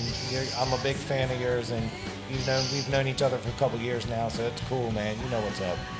Absolutely, guys. Well, you guys keep rocking and rolling, and I appreciate you having me on. All right, brother. Well, have a great night. The Double D's say thank you, and we'll see you on the next one, brother. Yeah. All right, I'll see you guys. All right, Tony. Take care. Thanks again. Wow, Tony Wolfe, man. Man, he's such a great talker, man. That was perfect. Dude, it's easy to be a great talker when you're genuinely a good person like that. I mean, just a great dude, man. Yeah, he's top shelf, man. He's for real. Yeah, he's good stuff. And it was great having him on, and I really appreciate that. Dude, the show's just rolling tonight. I'm really enjoying it. And I got a couple minutes to fill real quick. They're in my ear. They're talking, but I wanted to I didn't want to bring it up with Tony because it would have got us on another 20-minute tangent, and I knew he was tight for time tonight. But I'll definitely be bringing this up with him later. But I wanted to talk about music videos real quick. Okay. All right. I put up on our wall the music video for my band Sage The Return. And the reason I did it was to put it out there to let everybody know that I made that video. Me and Chris made that video ourselves. All the footage was stock. What we didn't shoot, the only footage we shot was the footage of us in it, because we were still experimenting with everything, trying to dial it down. But I just wanted to put that out there, letting the local bands that are getting together, if you do put a good demo song together, there's an avenue to put a music video together on very cost friendly if you're willing to put some time in and work with some stuff. and have an open-minded thing. You don't have to film your whole band doing the whole song the whole time. Try to make it an art project at first, just because we've documented it. Me and Chris know this for a fact. When we first came out with our band, we would just put a graphic up with a song playing in the background, and no one watched it. We made the video, and that return video on the original post has over 15,000 views, and it's all over the world. It's insane. You know, it's crazy how the internet and all this stuff works, and that matters for bands coming up. Even if you don't agree with music videos or the premise of it, or if you think it was kind of weird or phony to do, that's not the right mentality to have.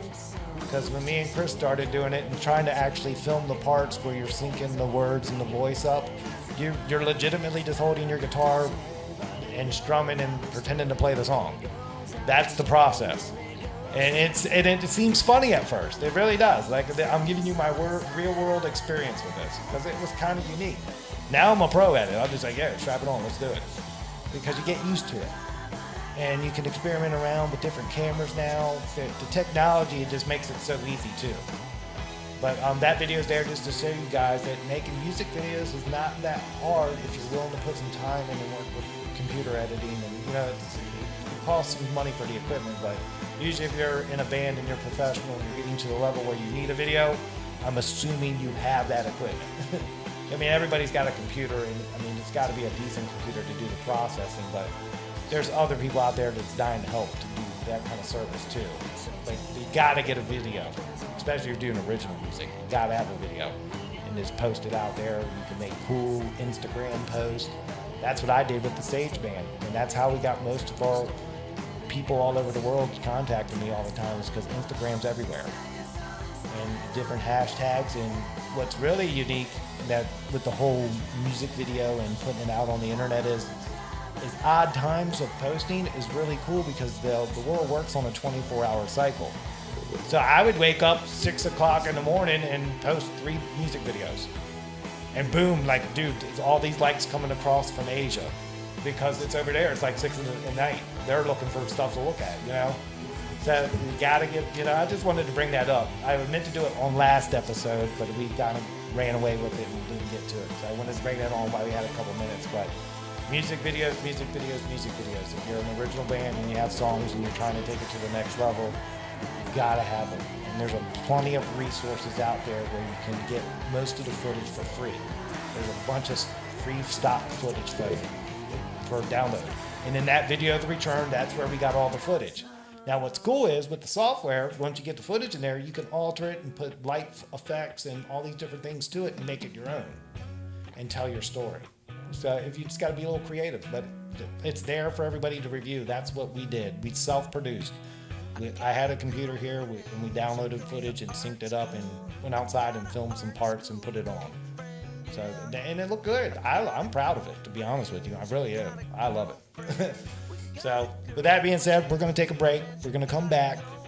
We've got our last guest tonight. It's Jack McNutt from Island Music and the guitarist in A Gear Too Late. And this should be a pretty fun little interview. We've both known Jack for a while now.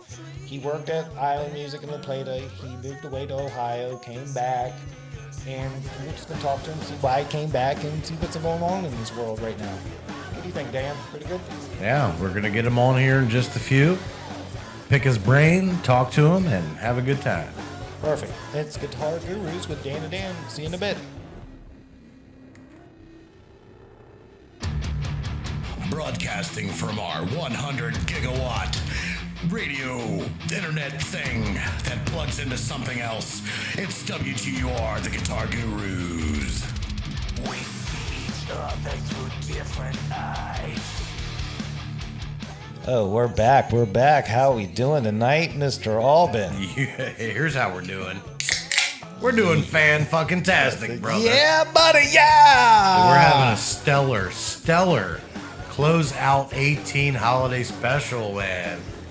God, it's great. And you know what? This is really kind of cool, man. We're having a really good dude on, our last guest of the 2018 year. Yeah. It's a really good dude. He sold me instruments, and I believe he's sold you some numerous items of. Well, yeah, gear. through private sales. If Hey. that's okay. That's still the Guitar Guru network of merchants. Yeah, so man, I'm this down is- with it. th- So, we all talk to each other, and we all buy and sell between each other. That's what we do. yep. So we're gonna dial up Jack McNutt. He's the guitarist in A Year Too Late, and he works at Island Music in La Plata, Maryland. And we're gonna talk to him and see what's going on. So I'm gonna dial him up old school radio style. I love this, man. This is my favorite part is dial him in, man. He loves, yeah, I know I'm geeking out, man. Harsha loves the dial-up part. I don't know why. I just love the old school ring. It reminds me of the old days. God, I hope we have a call waiting. That'd be awesome, dude. Hello? Jack, it's Dan from the Guitar Gurus. You want to go on the air? Let's do it. All right, buddy. We're here in my studio. We're on air. I got Dan Albin with me. Say hello, Dan Albin. Hey, Jack, how you doing, buddy? What's going on, man? Man, I'm loving life tonight. Yeah, buddy. Thanks for coming on tonight, man. We really appreciate it. Oh, of course. So, the mystique of Jack McNutt. All right, buddy. There's been some, everywhere I turn, everybody's saying, Jack's back from Ohio. What happened? What's going down? I wanted to just ask you, if you don't mind, if you want to put that, how does it feel to be back in Southern Maryland? And what made you want to leave in the first place, dude? And why are you back? Can you just summarize your story if you don't mind sharing that with us, man? Because there's a lot of people out there that want to know. And I'd rather have it come from you than the secondhand source. Yeah, so about August last year, I played my last show with Lion Jacob. And then I moved out to Ohio to do an internship. I was out there doing a worship internship with the church. Very cool. And then it was pretty good. It was a nice spot. If you, honestly, like, Dayton, Ohio it turned out to be a pretty cool spot. There's a lot of, there's so many restaurants out there. I think I could have eaten out every day for the whole year that I was there and not eaten at the same restaurant twice. That's cool. And it was all good. Like, there was nothing bad about the food out there. All right. And then, so I did it for about a year. And then I just had some stuff come up that I had to take care of, and just a bunch of circumstances just kind of all fell in place together. Nothing like terrible, nothing bad, nothing that put me in a bad spot. But it all just kind of worked out at the same time that I was looking at all these things that I had to put in order. Turns out, it was like, hey, you want to come back work at Island? I was like, yeah, of course. That'd be, a great place to come back to. And so I think I moved back. Like very beginning of October of this year, 2018. So I was gone from August 17, October 2018, and then just kind of fell right back into the same routine. I'm working at Island Music again. I'm playing in a band again, and so anytime someone's like, "So what's it like to be back?" I'm doing the same exact thing as I did before I left, and I'm okay with that. It's just same habits, but they're all good. Yeah, they're great. I rolled in there when you first came back, and I was like, dude, you're back? I didn't even know you're back. Hey, look, Jack's back. And the first thing I said to you, and I remember this, I said, okay, you're back. Are you playing? And you told me, you said, no, I'm just getting back, so I need to get settled before I even commit to anything. And like 2 days later, you're in a band. What in the hell is that about? So A Year Too Late is who I'm playing guitar for, which is my first time ever playing guitar in a band. So it's not like, it's totally new for me. Like, I've played acoustic gigs. I've done a lot of acoustic stuff. But as you guys can probably both, attest to, like, playing acoustic gigs solo or with just in a duo kind of situation, I think going full blown and playing electric guitar in a rock band, there's a totally different vibe, totally different atmosphere. Absolutely. And so, like, having never done that before, I was like, all right, let's do this. And but yeah, I think I was home maybe 2 weeks before they were like, hey, do you want to come, like, try it out? I was like, all right, cool. And that was, because I know the guys in that band. Like, I've known them all for a while now. They've been I met them all through working at Island, and so it was just kind of fell together pretty quick and really quick actually. Like it was, they started messaging me. Like I pulled into the driveway after my like 9-hour drive home, and I had this message. It was like, "Hey, you want to play guitar in my band?" That's awesome, dude. That's legit. Now I used to show up and watch you do these acoustic gigs, if you can remember that.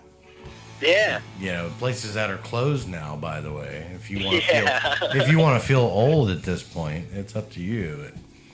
Yeah, I used to come out and watch you, man. I enjoyed what you did acoustically. I couldn't imagine that transition to here we go. Oh, you're an electric player, but I knew you played bass. So yeah. Here you are, like with the guitar strapped around your neck, going, "Okay, I'm in."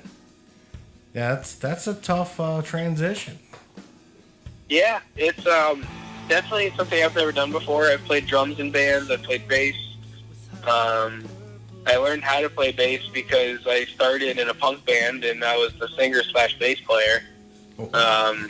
And that's a real quick way to learn your instrument. Yep. But yeah, so like the atmosphere, like being in a band and the shows, that's all something I'm comfortable with. But you know, playing the 6 strings a little bit more in depth than doing just the 4. It's so it's a little bit of a change. So what's the A Year Too Late's vision? What's y'all's goals for 2019? Do you have any shows coming up that we can plug real quick? Yeah, so as far as goals go, we decided that instead of one full, like, we're kind of re-recording the music because the first album that came out before I joined was just not something that the band was, like, even before I joined, that the band as a whole was comfortable with, I guess. So we're re-recording a lot of the music because it's a few new members now than what it was before. And so things get played a little differently too. Like stylistically, things have changed up a bit. And so instead of one full album, I think the plan is to split kind of 2019 in half, and we're just going to do 2 like staggered EP releases. And then we have a show January 19th. I believe that one's in Fredericksburg. And I think we're looking into locking a couple down in February. So yeah, so I mean, as far as goals go, everyone's real set on just trying to get plugged in again, and because the band took a hiatus for a while before I moved back. So we're just looking to kind of get people to, you know who we are and start plugging some shows and just kind of dive right back into it all. Wow. Okay. That's a real nice, candid answer. So that's pretty awesome. So where does A Year Too Late call home? Who in the band has home base for the band? So Chris has kind of like the central point. He's got the practice spot. He's got what we all kind of congregate and do everything there. It's his project. He started it. Pulled in people that he knew would be good for it. So it's a little bit of a drive for me. I live in PG, working La Plata, and the band's in Mechanicsville. So whoa, hold on. I do a little bit of back and forth a few days of the week, but it's worth it. Hold on, dude. Did you just say you live in PG County? Yeah.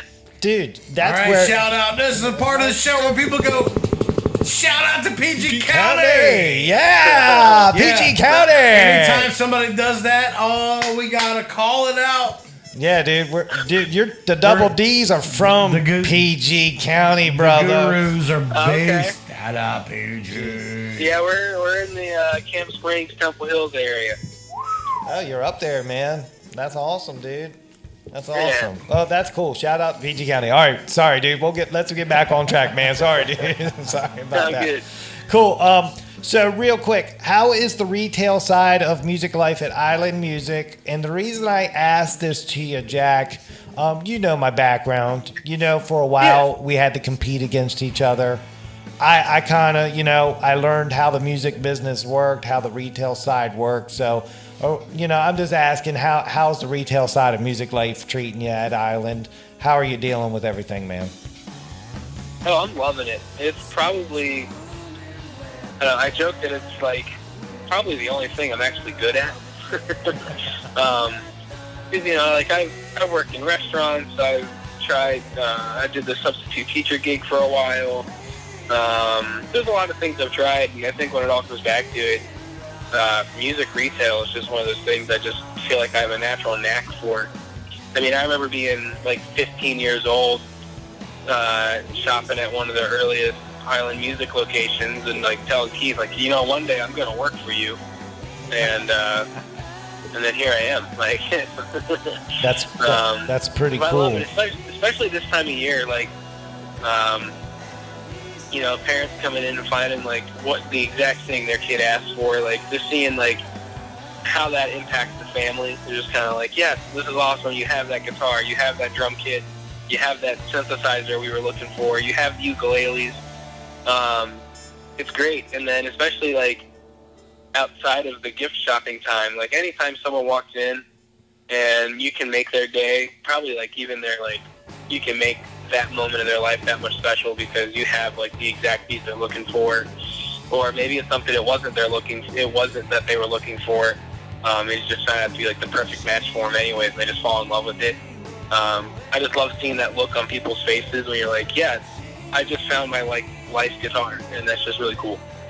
Yeah, isn't it great to see a family supporting a young person and their musical endeavors? Isn't that just the reward of the job? Oh, it's so good, especially since we have this huge lesson program at Island Music. It's great to see like the amount of families that come in through our store day in, day out. Everyone knows each other. Like all the families know who we are. We know who they are. We know like what instrument their kids playing and who their teachers are. We can hear their progress coming from the lesson rooms. And you can definitely tell, like, you know, a family when they first come in to take lessons, like, you know, even just at the end of the month or the end of the second month of taking lessons, you can tell there's like a different impact on the family just from them being around that. Yeah, dude. When I was up the street doing the deal up there, it's the same story up there with the people that are coming for lessons. And it's really cool. I always remember the young kids that got their first guitar, and you see them progress. And the progression, it's like, oh man, look at this little dude, he's getting awesome, you know? Because you can hear the lessons in the rooms, you know? It's cool. I missed that part too, man. It was cool. Yeah. And to get back to what you were just getting at, Jack, it's the sense of community where you know the teachers and you know the parents, and there's a whole community behind that. So there's a lot of support to get these young people to continue with what they wanted to do in the first place. Kid goes, I want a guitar, that's fine. But without the support, he's not going to keep playing it. Right. And that's a great thing. Community is very powerful, especially down here in Southern Maryland. We need to support the community. And that kind of ties back to the whole, like, what drew me to coming back here was, like, Ohio was great. There was a lot of good stuff out there that I really enjoyed.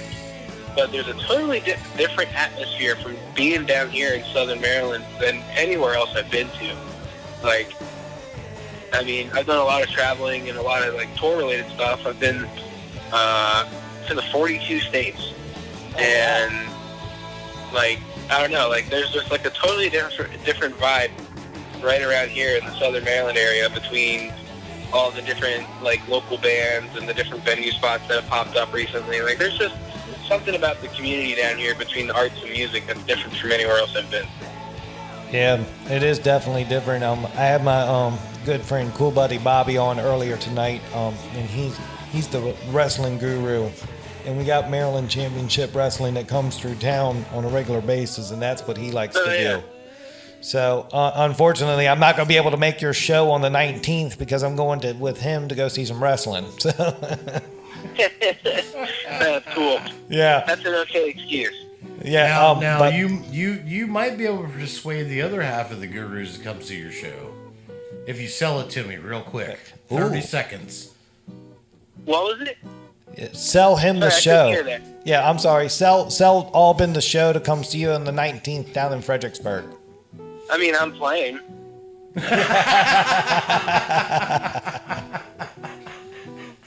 There you go. He just served you, dude. Oh, how's the food at this joint? Is the food any good? All right, brother. Hey, we're coming up on the end, but I definitely want to get this last question in. It's our signature question of the show. I call it best gig, worst gig. You can answer in any order you want, but you got to answer both. Play my game. All right. Honestly, my worst gig was probably the one I just had this past weekend.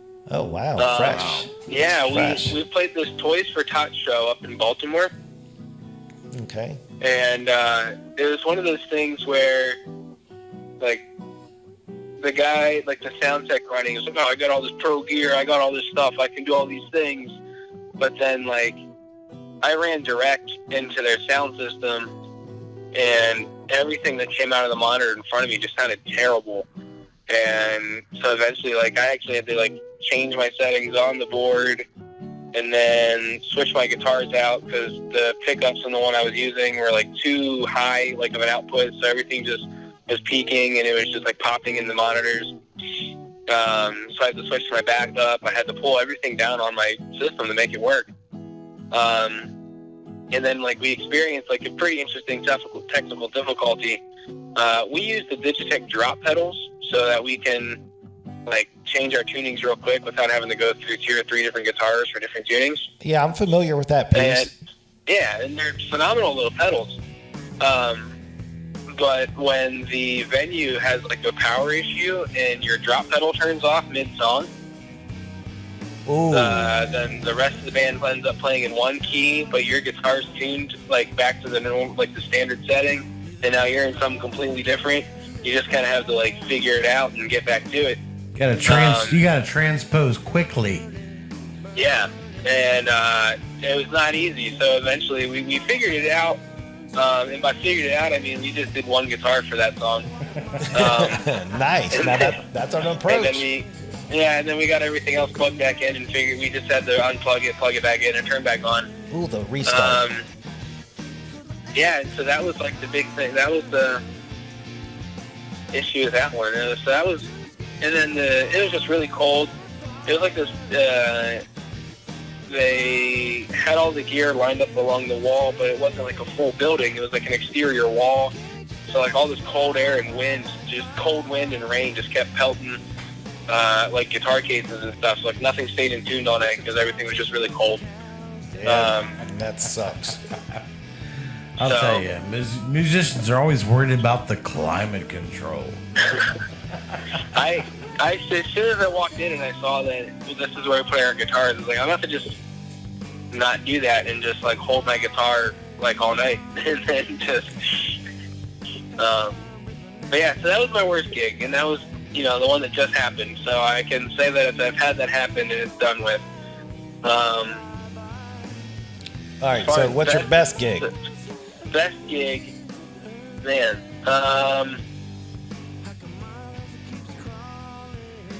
I'd say it was back when I was playing a Flying Jacob.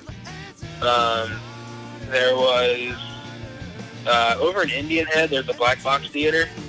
Oh yeah. And this girl, her name's Chrissy. She booked a couple shows there for I don't know, like I think she did like once every other month. She only did 2 or 3 shows. And it was called the first one was something that was just kind of thrown together by us, and then the second one she threw, and it was like us, and I wish I could remember all the other bands that were on the show, but this band, this like crazy like metal band came down from like up over, I'd say maybe the Indianapolis area. I could be wrong on that. It was crazy because it was like the spur of the moment where Flying Jacob just kept getting booked with like all these metal bands. But we weren't like a metal band at all. Like I wouldn't even call what Flying Jacob used to be like a hard rock band. Like right now it makes sense that Flying Jacob booked metal shows, but not with the music we used to play. But it was really cool because it was just a really small, intimate kind of setting for a venue. And like there was really nowhere to hide. You know, like you go to some shows and people just stand in the back. But at Black Box Theater, there's really no standing in the back because there's like the rows of seats everywhere. So everyone was just kind of forced to be right up around the front and kind of hang out with you. And it was really cool to just be like on their level, because the black box stage is like no more than maybe a foot tall. Oh, wow. It was just really cool to like be on the same level as everyone, but also still just like be sitting there like rocking out, but then everyone's just like right there. Just enough off the ground to where you felt like you're on the stage. Yeah, and it's like if someone were to start booking shows and running sound and stuff there again, I'd totally go back and do it. Well, we need to think about that, because that's a great little spot to do that. Yeah. And then at Little Town of Indian Head, they're doing some nice work over there. They got a new little coffee shop down there that's pretty good. Yeah, the new coffee shop is great. Well, don't they have like the youngest mayor in the country right now, if I'm not mistaken? Well, they do, and they're revitalizing the area slowly but surely. Yeah. But with the coffee shop showing up, you got the Black Box Theater, there could be a scene where you could actually have local music, and you know. So we should look into that in 2019. Let's see what we can do to get that done. Yeah, I mean, we could. Yeah, I mean, there needs to be, like, there's a ton of music in the area, but it tends to be a lot of, and nothing against it at all. I'm just going to say that outright. But there's a lot of cover bands in the area. And if you want to do original music, you almost have to go to Baltimore. You have to go to Fredericksburg. You have to go to D.C. But it wasn't always like that. There used to be a pretty decent scene down here for original music. I'm hoping we were all in it. We were all in it. You're talking to guys that were in that scene. We were a part of that. So yeah there was. It can be brought back. We can bring it back. I mean, definitely worth a couple calls. I'd love to see it brought back. I think you just need more, because bands from Baltimore used to come down here and play shows.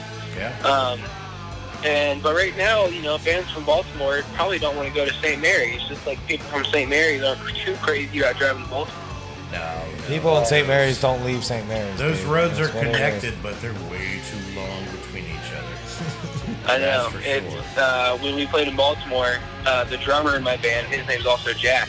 So, you got Dan and Dan, I got Jack and Jack. And that's awesome. I think he had a 2-hour drive to the Baltimore show. It was a hike. It would have been cooler if one of your guys' names was Coke. You could be Jack and Coke. You gotta be a little clever, man. Jack and Jack doesn't work. Jack and Diane works. No, they got a pair of jacks. It's a poker thing. Pair of jacks. I got a pair of jacks. I raise you. Okay, I got a pair of queens. You're done. Hey, it's all good, man. So we can look at that, and hey, Jack, if you wouldn't mind, I know you have your own show kicking off. So would you like to plug that real quick for us? Yeah. So it kind of started. So there's this running joke among the staff at work, and we just it's hard to explain, but we just kind of end up saying, talking to Jack, because there's just we had this one customer who, whenever he came in or called, he goes, I was talking to Jack, and that just kind of became a thing. And so I started a podcast, and I forget what the original name was, and then at work, they're like, you should change it to Talking to Jack. And so I did. And I just relaunched the new series. The first episode posted early this morning. It's kind of like this morning being the December 18th. And so it posted, it's just like a real quick 12-minute, hey, this is my show, this is what's happening. And what I'm really looking forward to is I'm going to record most of the stuff at Island Music. But what's really cool about this show is I'm interviewing, like you guys do, and there's another guy in the area named Chris Tondevald. He runs a podcast called Ambition Radio. But I'm interviewing local musicians, but I'm more focused on what gear they're using, why did they choose that, is there something about their band that they're in, the project they're in, that made them choose that gear, or is it just something they really loved and they wanted to find a way to work it into their project. And then I'm also going to try and sit down with sales reps and product specialists from some of the music brands that we carry at Island Music, so they can sit down and be like, this month we have this, keyboard coming out, or here's some of the new product highlights from like the microphones that were coming, things like that. And I'm just looking forward to just having a show where I can just continue to talk to musicians about music and talk to companies about the gear that they have, and just kind of hopefully make something knowledgeable and worthwhile and see where it goes from there. Sure. Why don't you go ahead and let us all know how to find that? Where can we hear this at, buddy? What's the website? Oh yeah, so I have a Facebook page. It's just called Talking to Jack. You can also, right now, I think I have an episode posted on Spotify. All you gotta do is search Talking to Jack. And I'm working on getting this thing up on iTunes. iTunes takes a little bit. I think they're going to take up like 2 weeks to let me get anything up there. But yeah, so it's on Spotify, I'm on Facebook. I'm excited. My first interview that's posted in January. I have the guitar player from this band called Steel Samurai. And they do video game music. And so they're putting their new album out at this, it's called Magfest. And it's like this huge festival. I think he said it's up at the National Harbor. But it's like this like music and video games and anime convention kind of thing. And so they have like tons of music just based on all that kind of stuff. They do video game music. It's really cool. So I'm excited to sit with him and figure out more about what they're doing. Great. Well, we appreciate that, man. And, if anybody's listening, I'm sure, if anybody's listening, of course we're listening. God, Jesus Christ. Come on, man. Dude, Jack, you're the 5th person we've talked to tonight. I've had a few beers. I know, I saw the list. You guys got a lot of talking to do today. At this point, I'm feeling pretty good. It's a labor of love, Jack. So I got to say real quick, and, we're going to wrap this up. I still have the guitar I bought from you personally through a Craigslist sale. There's something wrong with the toggle switch. Can I return it? I mean, do you have like a buyback policy? Just kidding. I love the thing. Just so we're clear, this guitar was bought from me personally, not from Island Music Company. Well, that's why I said. Yeah, I know it was bought personally. So I personally have a 1-day warranty plan. Very well. Well, I can't. I gotta hold that to you because you brought it to me, so you delivered it. So that's worth something right there. There you go. Pleasure having you on, Jack. It's good. It's great you're back in the area. It's great you're working. It's great you're playing music, man. You get your own show going. Talking to Jack. If you guys please just check it out. If you want to come back on, we can do that. I would love to have you back on.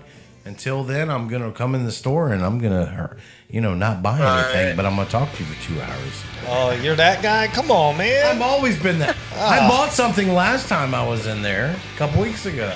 Lord. But I can't say what it was because it might be for Christmas. Ooh. So anyway. Christmas presents are awesome. Yeah, I don't know who got that commission. Love it, dude. We love what you guys do at Island. Jack, we love having you back in the area. Well, if you get another open mic going, I'll show up and listen, man. Yeah, I got to figure out a place to do that around here. Yeah, man. And any of them product reps that you can send my way for a guest spot here or there, dude, would be really, really, really, really, really appreciated. All right. So it's all good here, dude. Appreciate you coming on with us tonight. Thanks for having me. You're definitely in the mix in the music scene down here in Southern Maryland. People know about you because you're at the store all the time. So yeah, man, it's really rad that you spent some time with us this evening. Thank you. Yeah, and we look forward to having you back, and we'll be seeing you in the store soon, brother. All right. You guys have a good night. Thank you very Jack. much. Thanks a lot, buddy. See you, buddy. Later. See ya. All right. All right, everybody. That was Jack McNutt. Yeah, Island Music and a guitarist and a year too late. You gotta check them out, man. Check them out. Pretty good, dude. Wow. Dude. It's been a hell of a night. Hell of a night, man. I mean, that's 5 guests, but it's the last show of 2018. Yeah, you gotta go big or go the fuck home. Right. Whoa, man. Word, language. Really?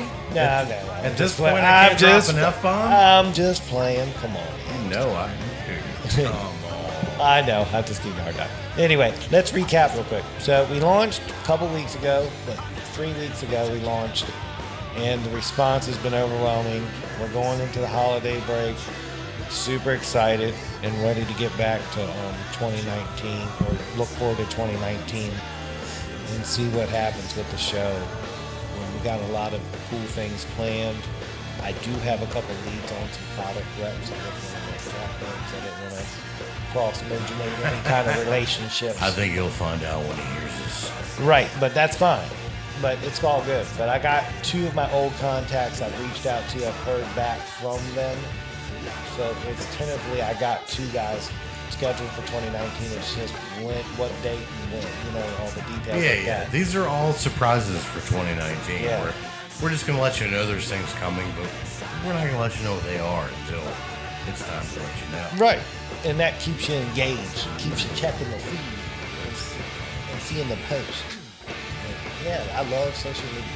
There's that. So I'm happy to announce, if I can,